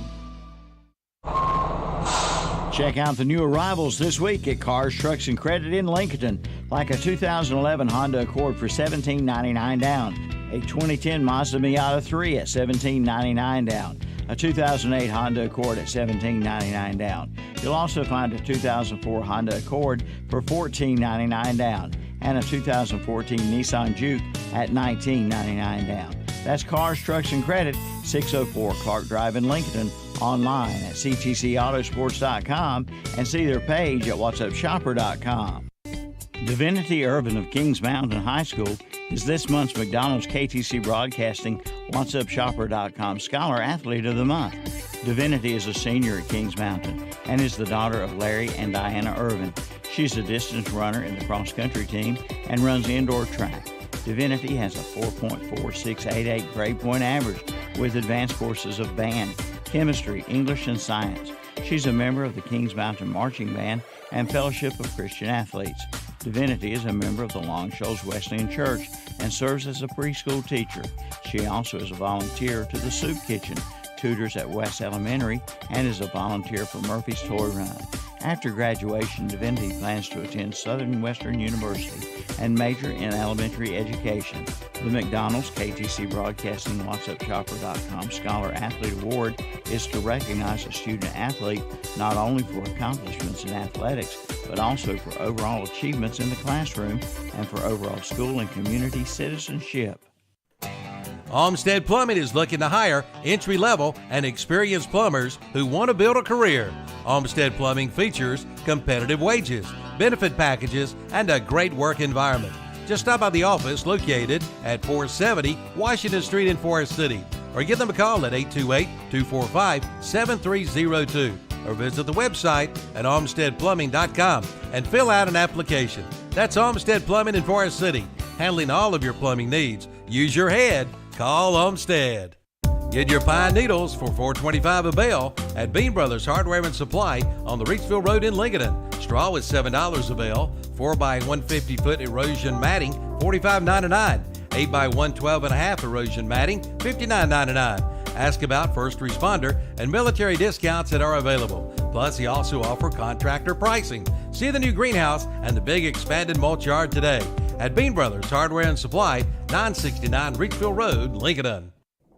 Carolina Furniture Mart in Lincoln announces a bedding floor sample sale on mattresses, and what a selection to choose from. Over 35 different mattresses on display, all sizes with many big king-size mattresses in stock. They've got to make room for more arrivals coming soon. So now for a limited time, prices have been reduced with big extra discounts during the bedding floor sample sale at Carolina Furniture Mart, 644 North Aspen Street in Lincoln. Online at carolinafurnituremart.com. See the page at whatsupshopper.com and like them on Facebook too. And we're back on Saturday Morning Sports Talk with Kevin and the gang. 704-487-7877. Shelby Heating and Air for your heating and air needs. That's right. You can also check them out online, shelbyheating.com. That number, one more time, 704-487-7877. Kevin.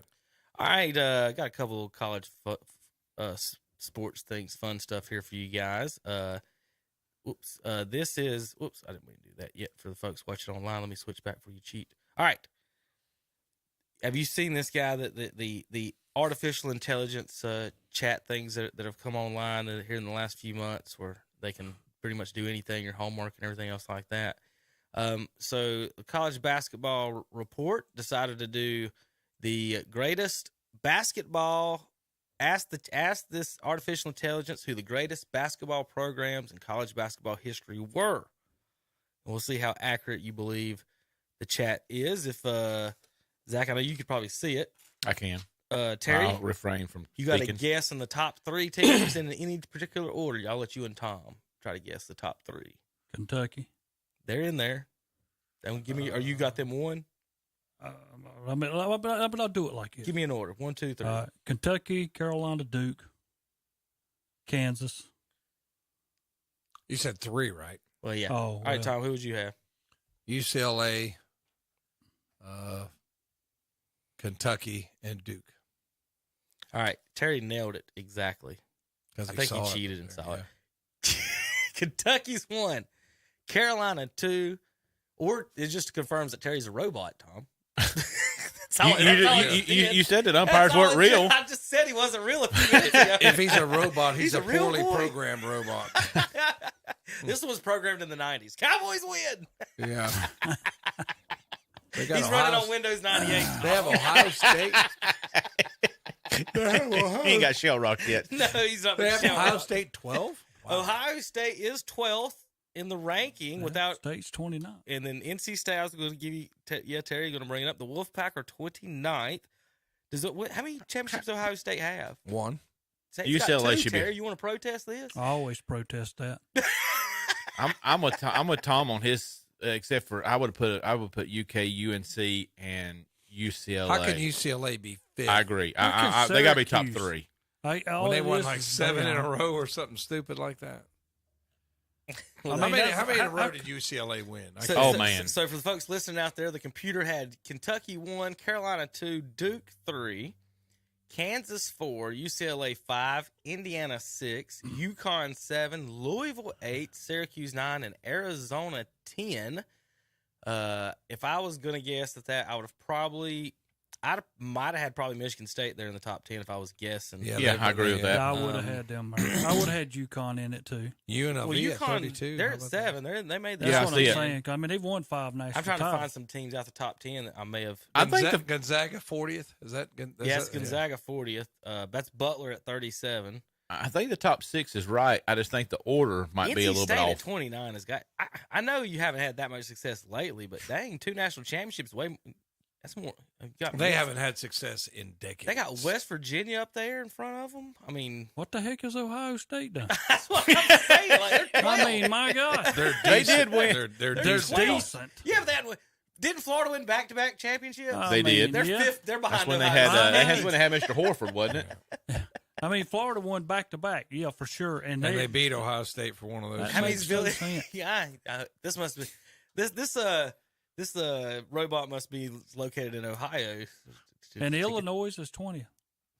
What has Illinois ever done? Illinois, Georgia basketball. Illinois, got an S on the end. UNLV, 32. Illinois is how you say it, not Illinois. Illinois. All right, so that brings up Zach. Don't look at the screen. All right, let's see how many of you guys can name. We're going to go one at a time. Okay. The same Chat GP robot named the top 12, if he had to pick 12, a 12-man lineup, college basketball players of all time. Oh, God, I hate That's tough. Of all time. Yes. Okay. College. So I got it. This is the computer picking the top 12 college basketball players. Sidney Lowe's not on that list Of all time. And we're gonna go around the room a few rounds, and then I'll pull it up and we'll talk about it. We'll go 2 or 3 rounds. We're not gonna pick the whole. No, each one of you give pick me a one player. at Okay, a that's time. fair. So let's go around the room because there's 12 of them. Tom, give me one player. One player, Michael Jordan. He is on the list. Terry. Bill Walton. That's who I was going to take. Who? Bill Walton. He is not Wow. on the list. That's on Wow. With all That's the who I titles would've he took. won at UCLA. So That's who I would have took first. Zach, you get you another guess. Kareem. He is on the list. But nope, he is not on the list. Oh, my God. Lou Alcindor's on the list. Well, come on. You said Kareem Abdul-Jabbar. He only played for the Lakers. True. So Lou Alcindor. All right, Tom? Patrick Ewing. Good Lord, no. No? Terry. David Thompson. Nope. He's probably. Zach. Y'all are 2 for 5 right now of the 12. Christian Laettner. Yes. Laettner makes the list on the top 12 college basketball players of all time. I got you. All right, Tom, who you got? Tom Gugliotta. Well, if David Thompson didn't make the list, I'm quite sure Tom Gugliotta. Tom, you want to take another guess at that?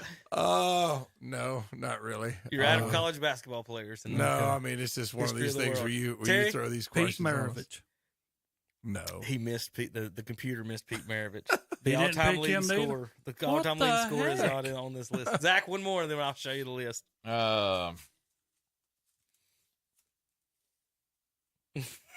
Sam Perkins. Let's go with. Pete Maravich Let's is go. a shame. Let's He's go on with. the list. Average Let's 40, go with. 44 a game. What the heck? Let's go with Hansborough. No, God, no.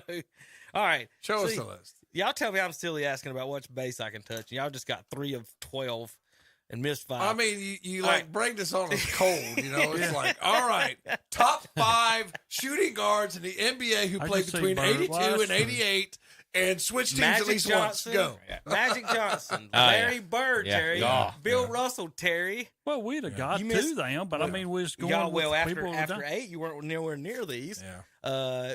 Tim Duncan, would have been Oscar good. Robertson, Jerry West, Grant Hill, How can Christian Leitner be on this freaking list if Pete Maravich ain't even on it? and Akeem Olajuwon, and Elgin Baylor. Yeah, Keem should have been on the list. Again, this was a computer picking the top. Still be a pretty dang good lineup. 12. It is. It's a good I one. think Pretty dang good lineup. You don't look at it. Well, this My is God. Like, this is kind of like the dream team. You look at it and see, like, why is Leitner there? You're right. That is right. There you go. I That guess is right. he made the dream team. He won 2 championships, and all these writers want to make Christian Leitner the best player when Grant Hill's sitting right there. Like, that's the one that baffles me the most. You act like Grant Hill didn't exist and wasn't on that team. It wasn't on those teams like that. He's probably the best He was Duke player LeBron ever. before LeBron was LeBron. He was supposed to be the next. Had he not got And he- hurt, right? very, very good player. He's one of the only Duke players I didn't dislike. I can't say And that. your top 5 across there up on the top. But Duncan It's wasn't that pretty great. stout. Duncan was good in college, but I don't know if I'd have him on the all-time greatest. He didn't win anything. Did he even make a Final Four? In 4 He years? turned Wake I- Forest around. I think they went to Elite 8. Yeah, Well, he I'm saying, turned I Wake don't- Forest I around. don't think they ever made the Final Four with him there. Rodney Rogers did better than him at Wake Forest. Yeah, didn't but against Larry Bird, didn't work too well with Rodney Rogers. he? if y'all know that story. I'm just saying, as far as Duncan No, I was- being there, I don't. Where did Jerry West play college basketball? West Virginia? That's why West Virginia was on that top 20 whatever list. I guess the same robot read that and Terry. But yeah, you got there. There And you Bill Russell, USF, was that South Florida? go. San Francisco. San Francisco. Hey, how about there's no Kentucky players? They were number 1 on the list. Yeah. They're not even no players that make the top 12. And Who Oscar would- Robinson, where did he play?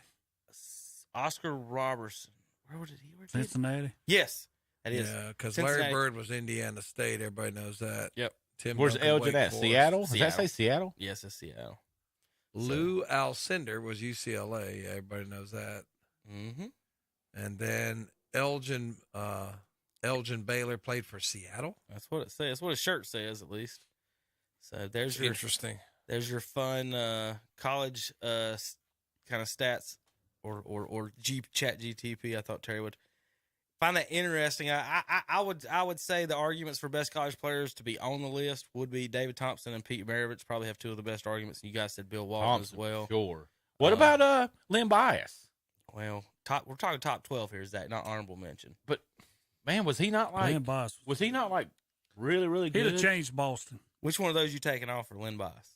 I mean, I understand that. Christian I believe- Leitner. Well, everybody's taking Christian Yeah. Leitner off. Yeah, well, yeah. Yeah, I agree. He with did that hit the talk. one famous shot, the half court pass, and then he just turned around shot. That's it. all. That's what made his But name. Everybody the remembers computer that, wouldn't have factored that in, though, right? No, Like, shouldn't how have. did It they might put have. modifiers for stuff like that, or They put him on the dream team instead of Grant Hill is what all I know. or Shaq? Maybe he's I'm talking about racist. Shaq not getting on the dream team. Maybe the computer's racist. Shaq shouldn't have been on the dream team. At that, if you're doing a college player, I guess that was the That's what they argument, were doing. but They had to put the They college player shouldn't in. have put a college player on that team to begin with.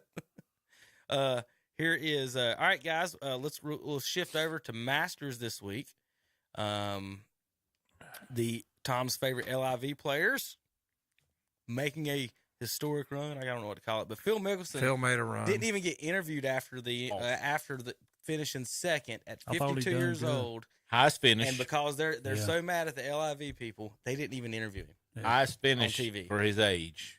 And he smoked that last If round. Tiger I think he shot Woods 66. finishes second, does he get an interview? Oh, my gosh. Oh yeah, they all. Does he over. get an interview? They're They don't all even over. talk to John Rahm if Tiger's second. No.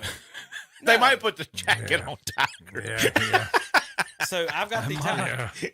I got the Good enough, Tiger. I got the Tiger Woods highlight of the week. Oh, my gosh.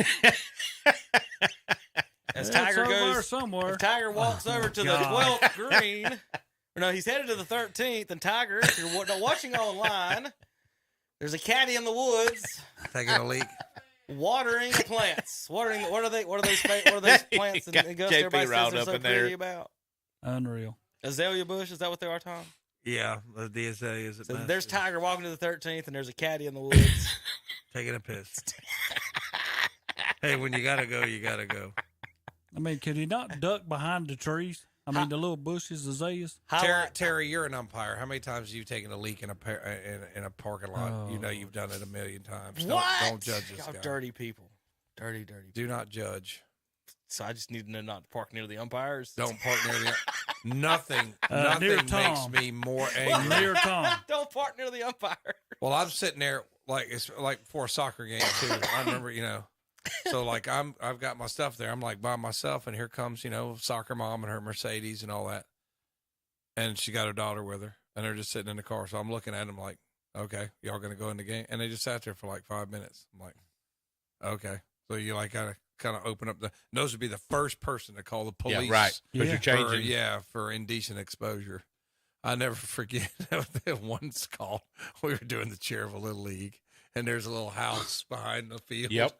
And somebody saw the umpire changing and called the police, and the police came and we're laughing. It's like, okay, we were just coming to shut them up. And then from the box, I won't do it on the air, but from the box, somebody was going. And he was getting so mad. Umpire got so mad. I've been changing in this parking lot for 20 years. Da, da, da, da. But people are crazy. But getting back to him, I mean, if he had to go to the bathroom, he had to go to the bathroom. I mean, give the guy a pass.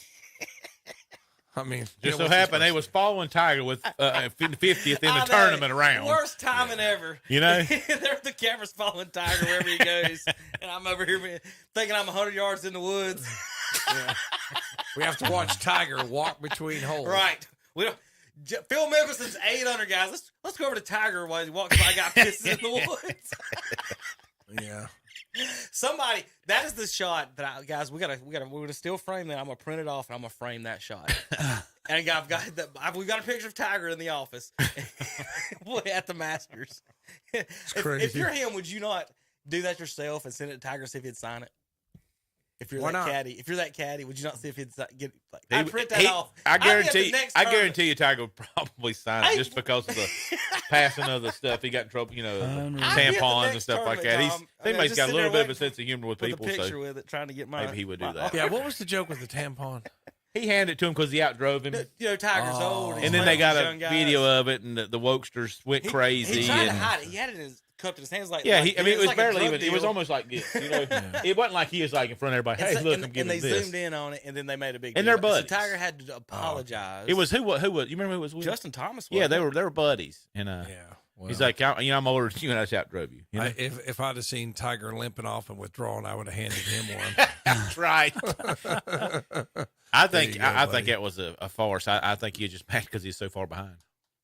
Just wanted to make the cut to keep his record. He was like limping. I have plantar fasciitis. Me too. And you can play golf with it. I like run around. When it acts up, it can be bad. But mine only acts up for about a week. And then it might be 6 months before it does it again for me. Mine hurts me every single day of my life. But, it's just one of those things where, okay, if he's walking 4 miles uphill, and it's probably not fun, is it? Yeah. But he's going to have the best shoe. You know what I'm saying? Oh, if you have the right shoes, it's manageable. And there's again, would you want to walk 4 miles?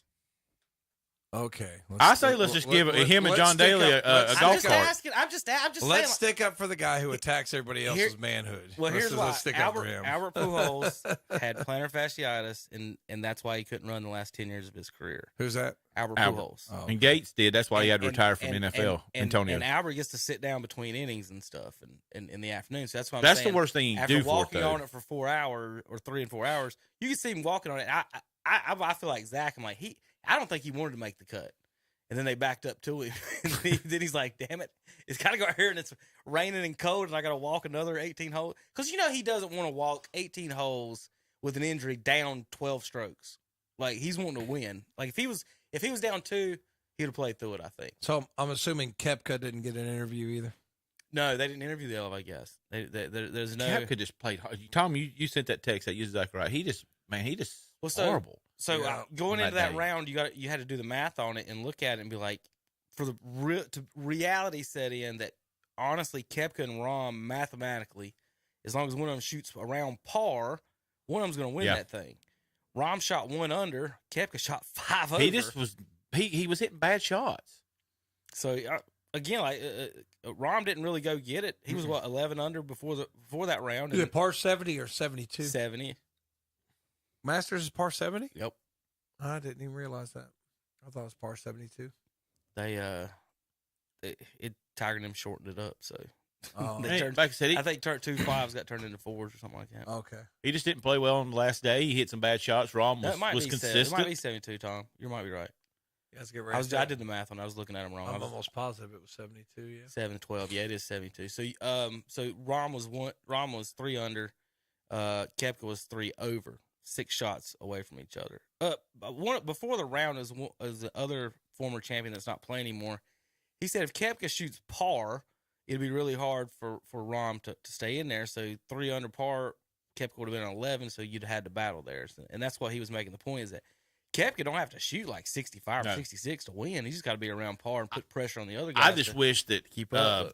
Rom would have came back down to where Phil was, and I would like seen Phil, Koepka, and Rom in a playoff. I do think the funniest thing was last weekend we're sitting there doing it live, and they said Tiger needs one of these guys to bogey, and then Justin Thomas jerks it straight left into the woods. That's awesome. Think about it. He probably got paid more, or could have got paid more for jerking that ball left in the woods than Tiger did. Look at Gary Woodland. He would Woodland. have if he had finished wherever he finished. Woodland up there at missing 14th. Who? Gary Woodland. Wasn't he one of the old winners? One of the older guys, or no? Or am I wrong about that? Wasn't that Woodland? Where'd Freddie finish? We'll go down the list to find plus 10 maybe. You got to go all the way down to find him. plus 9. Plus 9. I was thinking it's plus 10, but He didn't come in dead last of the people that made the cut. Keith Mitchell did that at 14 over. Billy there's Horschel. only one off Dustin Johnson. Then Fred Couples and Dustin Johnson. Yeah. So Rom wins. Mickelson second. Koepka, Spieth. Spieth was hot there in that last round, 66. He was hitting about every putt that he needed to. Phil was hot, 65. At 52 years old, that's pretty good.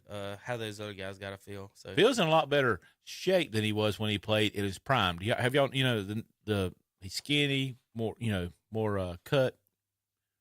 Just wonder if he would have put some emphasis on that if he would have played even better. Koepka earned more in his last LIV win than John Rahm did win in the Masters. So that just tells you where as far as the money. And you only have to play 3 rounds for that money. Right. I just don't understand how the LIV is making money. Like how the Saudis are paying it. I don't think. But how are they making it? I try to explain this from the start. First couple years, they don't have to make money. They don't need to make money. They don't have taxes. They ain't taxing themselves. So it's not like a tax write-off. They are going. It's a long game, I believe, to where you put so the XFL and USFL, they want to get the B players, right? The only way to get these A players is to pay them. And so, like we said last week with that guy, that amateur kid, they come in and offer him $5 million right now. The Masters winner just got $3 million. And he had to play the best, golf of his life and work his whole life off to get $3 million. And then now all it takes is one of them to say, "Here's $5 million." And Pepsi plays that. Somebody cut me a check for $250,000 right now. You'd be out there. Work again. That's it. So where I think they're going to go next, as far as the broadcasting with it, I think they're going to go to more like they're going to try to get the man's man, like what Bud Light used to do with their commercials and stuff like that. There's a lot. I know you guys aren't on Twitter and stuff. There is a ton, and I mean a ton of golf influencers. A ton of them are very good-looking ladies. They're trying to incorporate them into like some match play stuff with them in some of these tournaments. So they're going to bring all these golf influencers in. So you're going to have like Phil Mickelson playing with a really hot golf influencer who's almost good enough to make the LPGA, but not. But that's good. That's just some of the things, like almost like cheerleaders type of thing is what they're doing it. They're trying to make it more of a, I'm going to turn it on and have fun and watch it, as opposed to sit here and everybody's being quiet. Right. I think that's the goal. They're trying to Happy Gilmore that. But you can't do it like that. I don't think that's something that you could naturally get and do by trying to get, like I said, the B players and the C players like the USFL and XFL does. I think they're just trying to, they can spend money and not have to worry about losing it. That's some things like Elon Musk buying Twitter. I mean, he spent $4 billion or $44 billion and he didn't have to. That's some of, I don't know. I think it's a different business model than what we're thinking and used to that they're trying to pull off here with that. So yeah, it does prove that as far as the LIV guys, they don't have to be playing every week in these tournaments. And well, shoot, no. If you pay me $5 million, you wouldn't see me for a long time. No. What the PGA guys were saying is that these guys don't have to be that they can't play competitively with us because they're not playing competitively every week against the best in the world, and that's been the argument. I'm like, golf's golf, guys. Mm-hmm. If you're really good at it, like who was it, Johnson or Koepka that said he doesn't even practice? One of them said he doesn't. Was it Koepka? Yeah. He says I don't practice during the week and stuff like that, and he shows up and plays golf. And Must be nice. He just finished third in the Masters. 1.5 million. Is that what? For coming in third. Well, I'd have took the guy who finished 23rd. It was 187,000. After taxes, you're going to get about 100. Yeah, but that'd been good for a weekend. Fred Couple got $46,000. So Fred Couples just got my teaching salary for playing in the Masters. Well, he made the third round. It's a question. Salary for a year. Think about it. If you don't make the cut, though, you don't get paid. I know. So there isn't that they don't even pay them for showing up. Like they don't even get $10,000 for being in the tournament. Like you know, it costs them to get there, right? What about did Tiger get paid? That's the question too, because he pulled out. So is he? It's got even if he made the cut, he withdrawed. He quit. So you don't get paid. Go pull it back up. Wait, I'm looking at it. What you want to see? If Tiger got paid, he's at the Tiger bottom. got paid. No money. Good. Like he needed the $20,000. Yeah. Here's Tiger's $40,000. You know what he's going to do? He's going to call Charles Barkley and says, "Put me 40 on Phoenix tonight." Yeah. Well, all right, we'll be back in a minute. We'll talk a little NFL and NASCAR to finish up the show on KDC Broadcasting. They are there when you need them. We're talking about Shelby Heating and Air, where their customers come first. No matter the weather or the temperature, they'll be there to make sure you're comfortable. Ask about their safety furnace checkup for $99. Plus, ask about their up to $750 in rebates on select products. That's Shelby Heating and Air. Call 704-487-7877. Online at shelbyheating.com. See their page at whatsupshopper.com and like them on Facebook too. They are there when you need them. Not one, but two big trucks have backed up and unloaded 2 truckloads of GE scratch and dented appliances at Hendrick Appliance and Mattress Center in Shelby. And they all come with a full 1-year warranty. These GE appliances are all made right here in America. Save big money on GE washers, dryers, refrigerators, ranges, and more. But hurry, they won't last long. That's Hendrick Appliance and Mattress Center, 1241 East Dixon Boulevard in Shelby. On the right going down, on the left coming up. Grizzly the Greeter says, mention this radio ad and take $200 off any building on the lot at Blessed Buildings and Tiny Homes in Cherryville. Again, mention this radio ad upon arrival and take $200 off. And check out the great deals on carports too. There's always a deal waiting for you at Blessed Buildings and Tiny Homes. Highway 150 East in Cherryville, right across from Ace Hardware. Online at blessedbuildings-tinyhomes.com.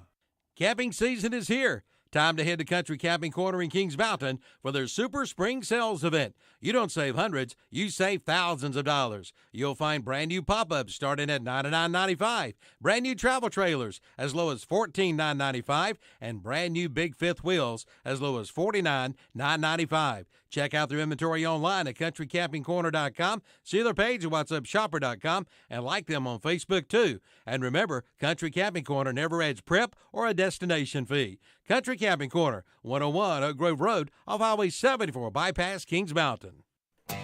Olmsted Plumbing is looking to hire entry-level and experienced plumbers who want to build a career. Olmsted Plumbing features competitive wages, benefit packages, and a great work environment. Just stop by the office located at 470 Washington Street in Forest City, or give them a call at 828-245-7302, or visit the website at olmstedplumbing.com and fill out an application. That's Olmsted Plumbing in Forest City, handling all of your plumbing needs. Use your head. Call Olmsted. You'll be first on race day with a stop at Kings Mountain Auto Supply, 904 West Gold Street in Kings Mountain. You'll find a full line of auto parts. They've got it all, and they even carry racing fuel. So before you head out to the track, get your racing fuel from Kings Mountain Auto Supply.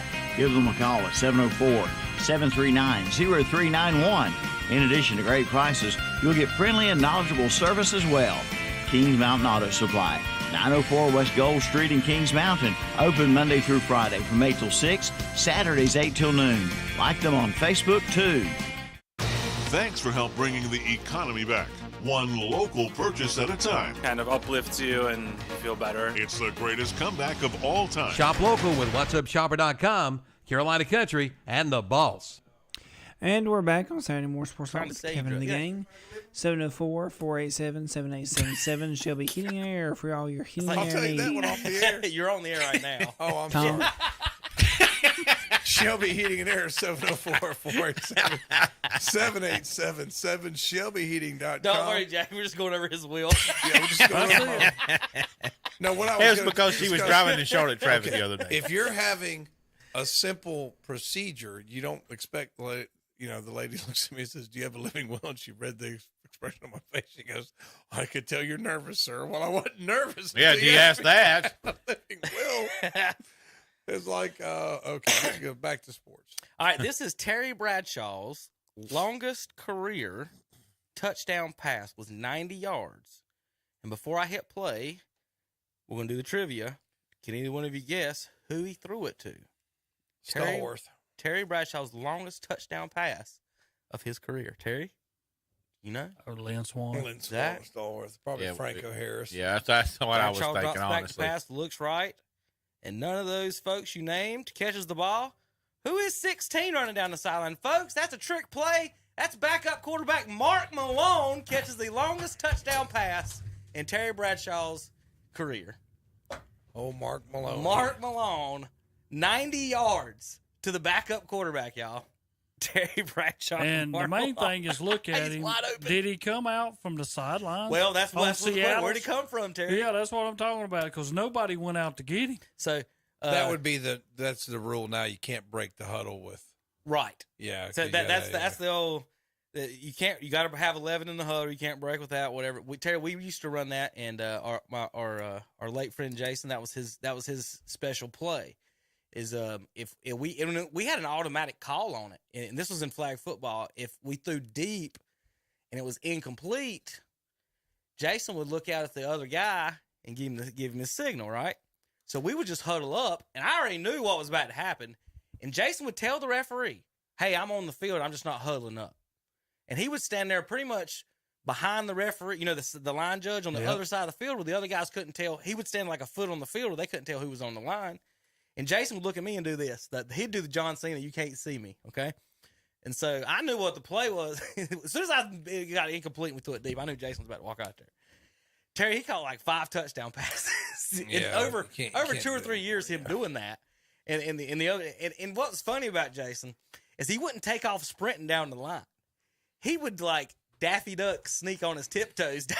So, Tom, I'm in the backfield rolling around trying to get, not sacked, and I can see him like sneaking down the sideline. Yeah, it's funny. That is funny. But that was a automatic call play to sneak in because he wasn't a wide receiver or anything, just to sneak him in and get him up the sideline. We had one kid, he went deep every play. He goes deep every play. You lose wide receivers. I was open. So we had, at one point, we got to the point where we just told him to go deep every play. And if I ever got to it, I would throw it to him. But I was tired of hearing him say, "I'm open." I'm like, "You go deep. And if I got it, I'll throw it." But that guy got a lot of passes where he got replaced with Jason. But that was pretty fun. All right. NASCAR this weekend is in Martinsville, Virginia. And last weekend, of course, the dirt. Kyle Larson, Tom, our pick, led most of the race. Yep. And then got wrecked out and lost out at the end. Did you see what he said about not wanting to do dirt races anymore? He said there they you shouldn't go. be. He said the top. He was saying the top tier Here probably we go shouldn't be doing again. it. Another driver complaining about stuff they're doing because other people don't have an opportunity. And he thinks it should be equal for everybody. Now, Jamie McMurray said about the road courses last week, which he don't drive now, but he mentioned that last week, and now you got Kyle Larson mentioning this one.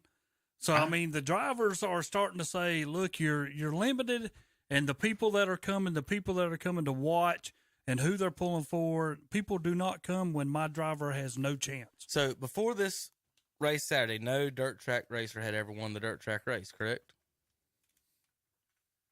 Right. Correct. This was the first time that someone who had ever drove dirt actually won the dirt race. So that theory can be shot out the window. Kyle Larson is a good dirt track racer. I don't know what he's complaining about. I don't mind the one time a year. I Terry, like the one time a year. Well, did you not like this though about it?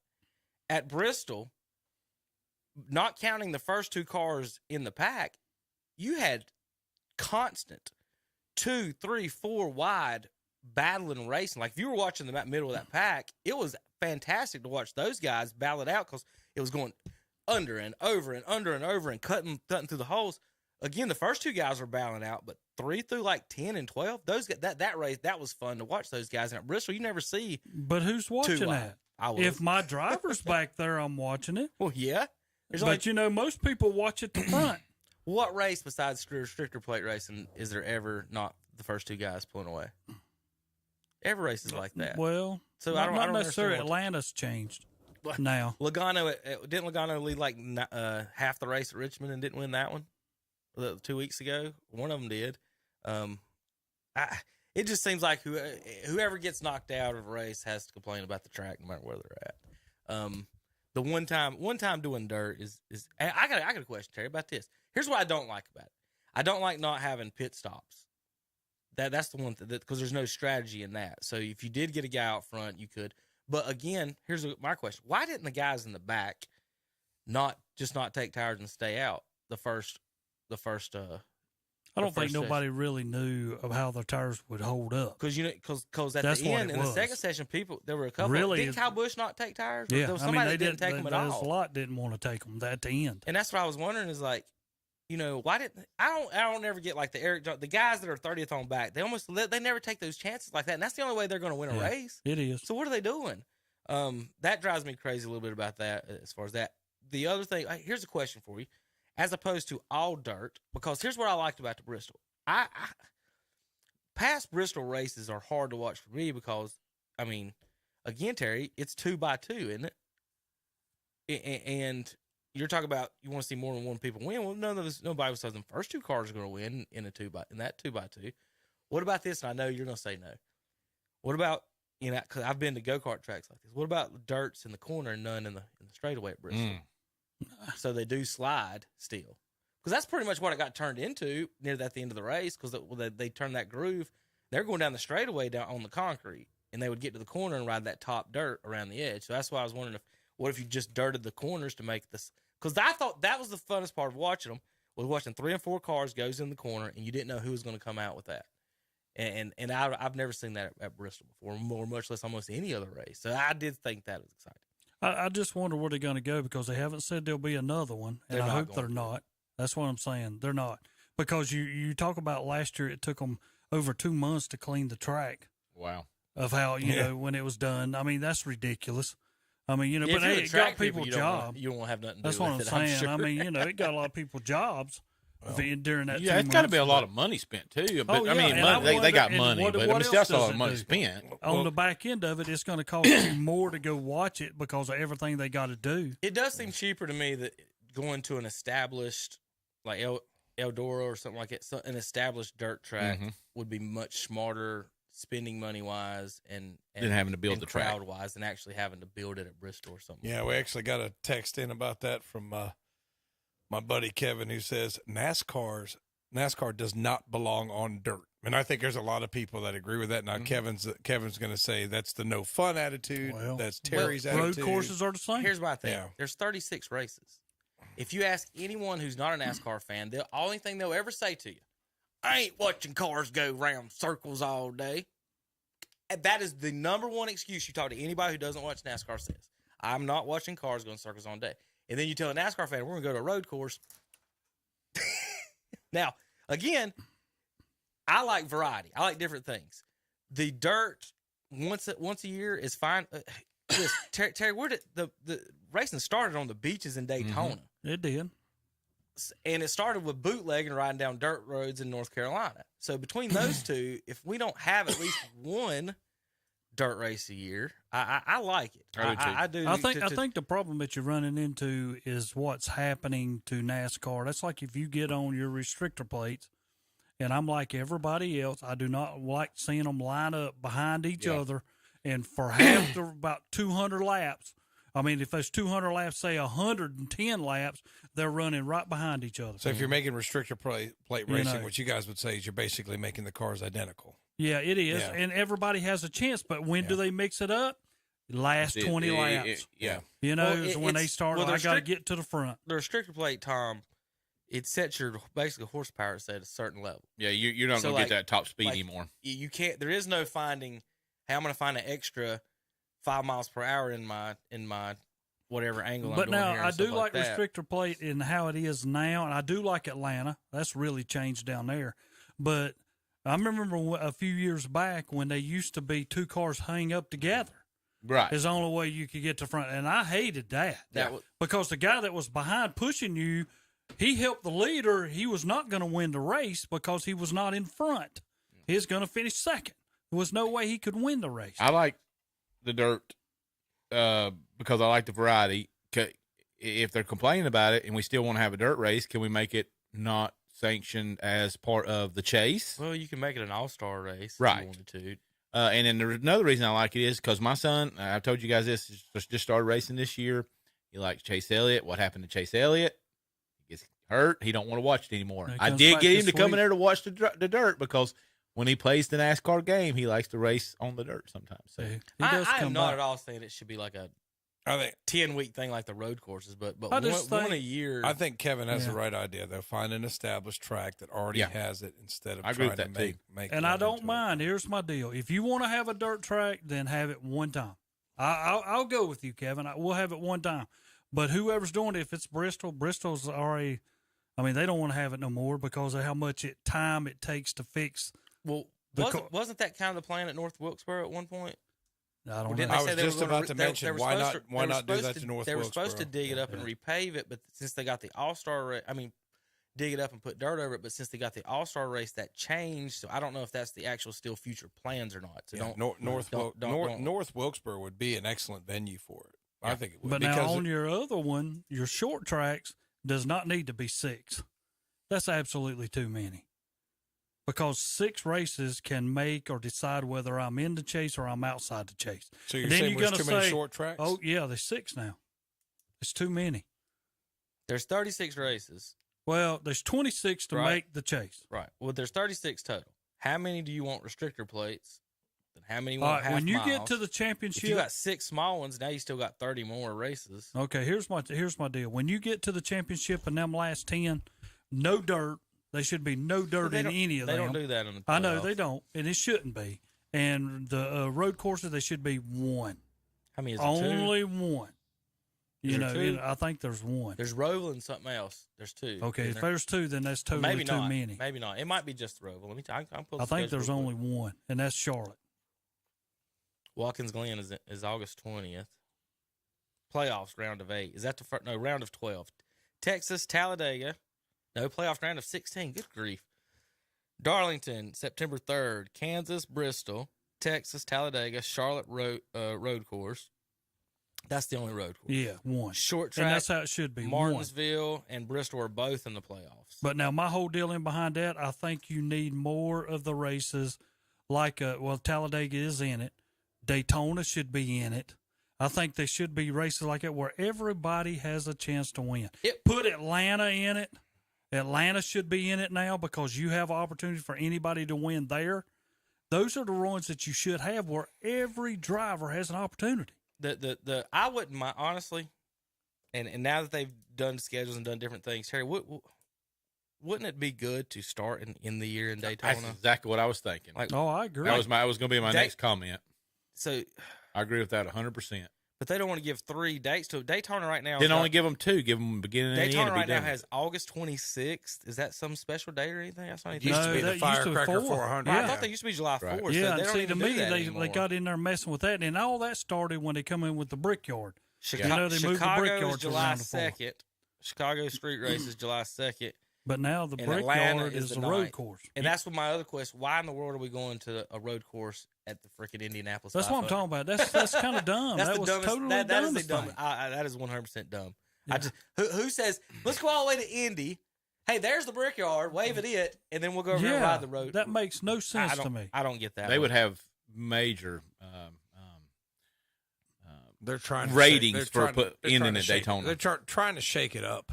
Yeah, but making they shouldn't even be in Indy if they're not going to be at the big court. I mean, race like you used to when Jeff Gordon won the first one. Right. I mean, Tom, do it that way. Don't do this Tom, other. You're from Ohio. Can you name me one guy who's ever won a race on the Indianapolis road course? No. Just guess Andretti. Somebody named Andretti won at some point. I would almost put Daytona at the end. I don't like the problem they don't want to do. They don't want a championship guy getting wrecked out by some idiot in the pack. And so that's the biggest thing with that. Terry, what about Atlanta? Oh, I love Atlanta. To be the season-ending race. Everybody down there had an opportunity at Atlanta, and they was racing. Everybody was together. It's not as bad as Talladega, because Talladega is, 2.5 miles? Now, Atlanta, you go back about 10 years, you could be a Kevin Harvick and get out front there and lead every lap. Right. It was like Charlotte, but now, I don't know. All right, and Charlotte, you have to watch it because Martin Truex led all but maybe 3 or 4 laps the time he won it one time. All right, we got to go. I got to cut just a couple of funny videos to show you guys. It's warming up, so it's pool season out there. Hey, anybody ever spanked the baby in the pool? Tom, you know what that is? You're not from the South. You might not know this expression. I've only lived in the South for 40 years. Yeah, you might not know this. I know anything. You might not know this at all. So you don't know spank the baby, true? Kevin, who knows spank the baby? Everybody under 40 from the South. Zach, I'm 45, so I don't know what it is. 40. I'm not either. Here we go. Oh, there it is. Okay. This old man on the diving board. I can do it. Was that on purpose? Yes, that's called spank the baby. My God. You drop down, spank your butt on the diving board, and you flip over into the water. I knew this when I was 10. We used to try this. It hurts. No, I've never done that. Never seen it. Looks like somebody's idiot TikTok video. I hope it depends what full. TikTok is going to be banned in the state of Montana. Sure That's where I'm going to move. Yes. All right, and the last one of the day, this was pretty funny. The difference between dogs right here, guys. When you saw that one barely crawl over, the first one. Don't matter how you get in, as long as you get in, right? Yeah. Dogs jumping into the pool. One of them, just full speed. This one over here is my dog. Is my daughter's dog, Captain, the border collie. No. I'm saying, but I'm talking about no. But I'm saying, if you had never met Captain, that's him. The first one's Pete Rose, and the other one's like the other one is Bluebell the Beagle. Tony Gwynn over here, and Pete Rose jumping into a pool. Yep. All right, guys. Thanks for tuning in. They are there when you need them. We're talking about Shelby. Sorry, wrong button. All right, Jay. Thanks for listening, everybody. JP's going to try to hit that button one more time and get that queued back up, JP. We'll talk to you next week on ktcbroadcasting.com.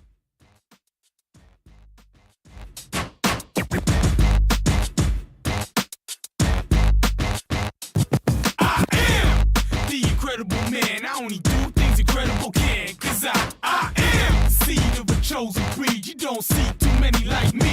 Cause I am one of the reasons you do what you do when you wanna be me instead of you. Cause I am still on beat, showing love to the streets. Come on, you know me, cause that's who I am.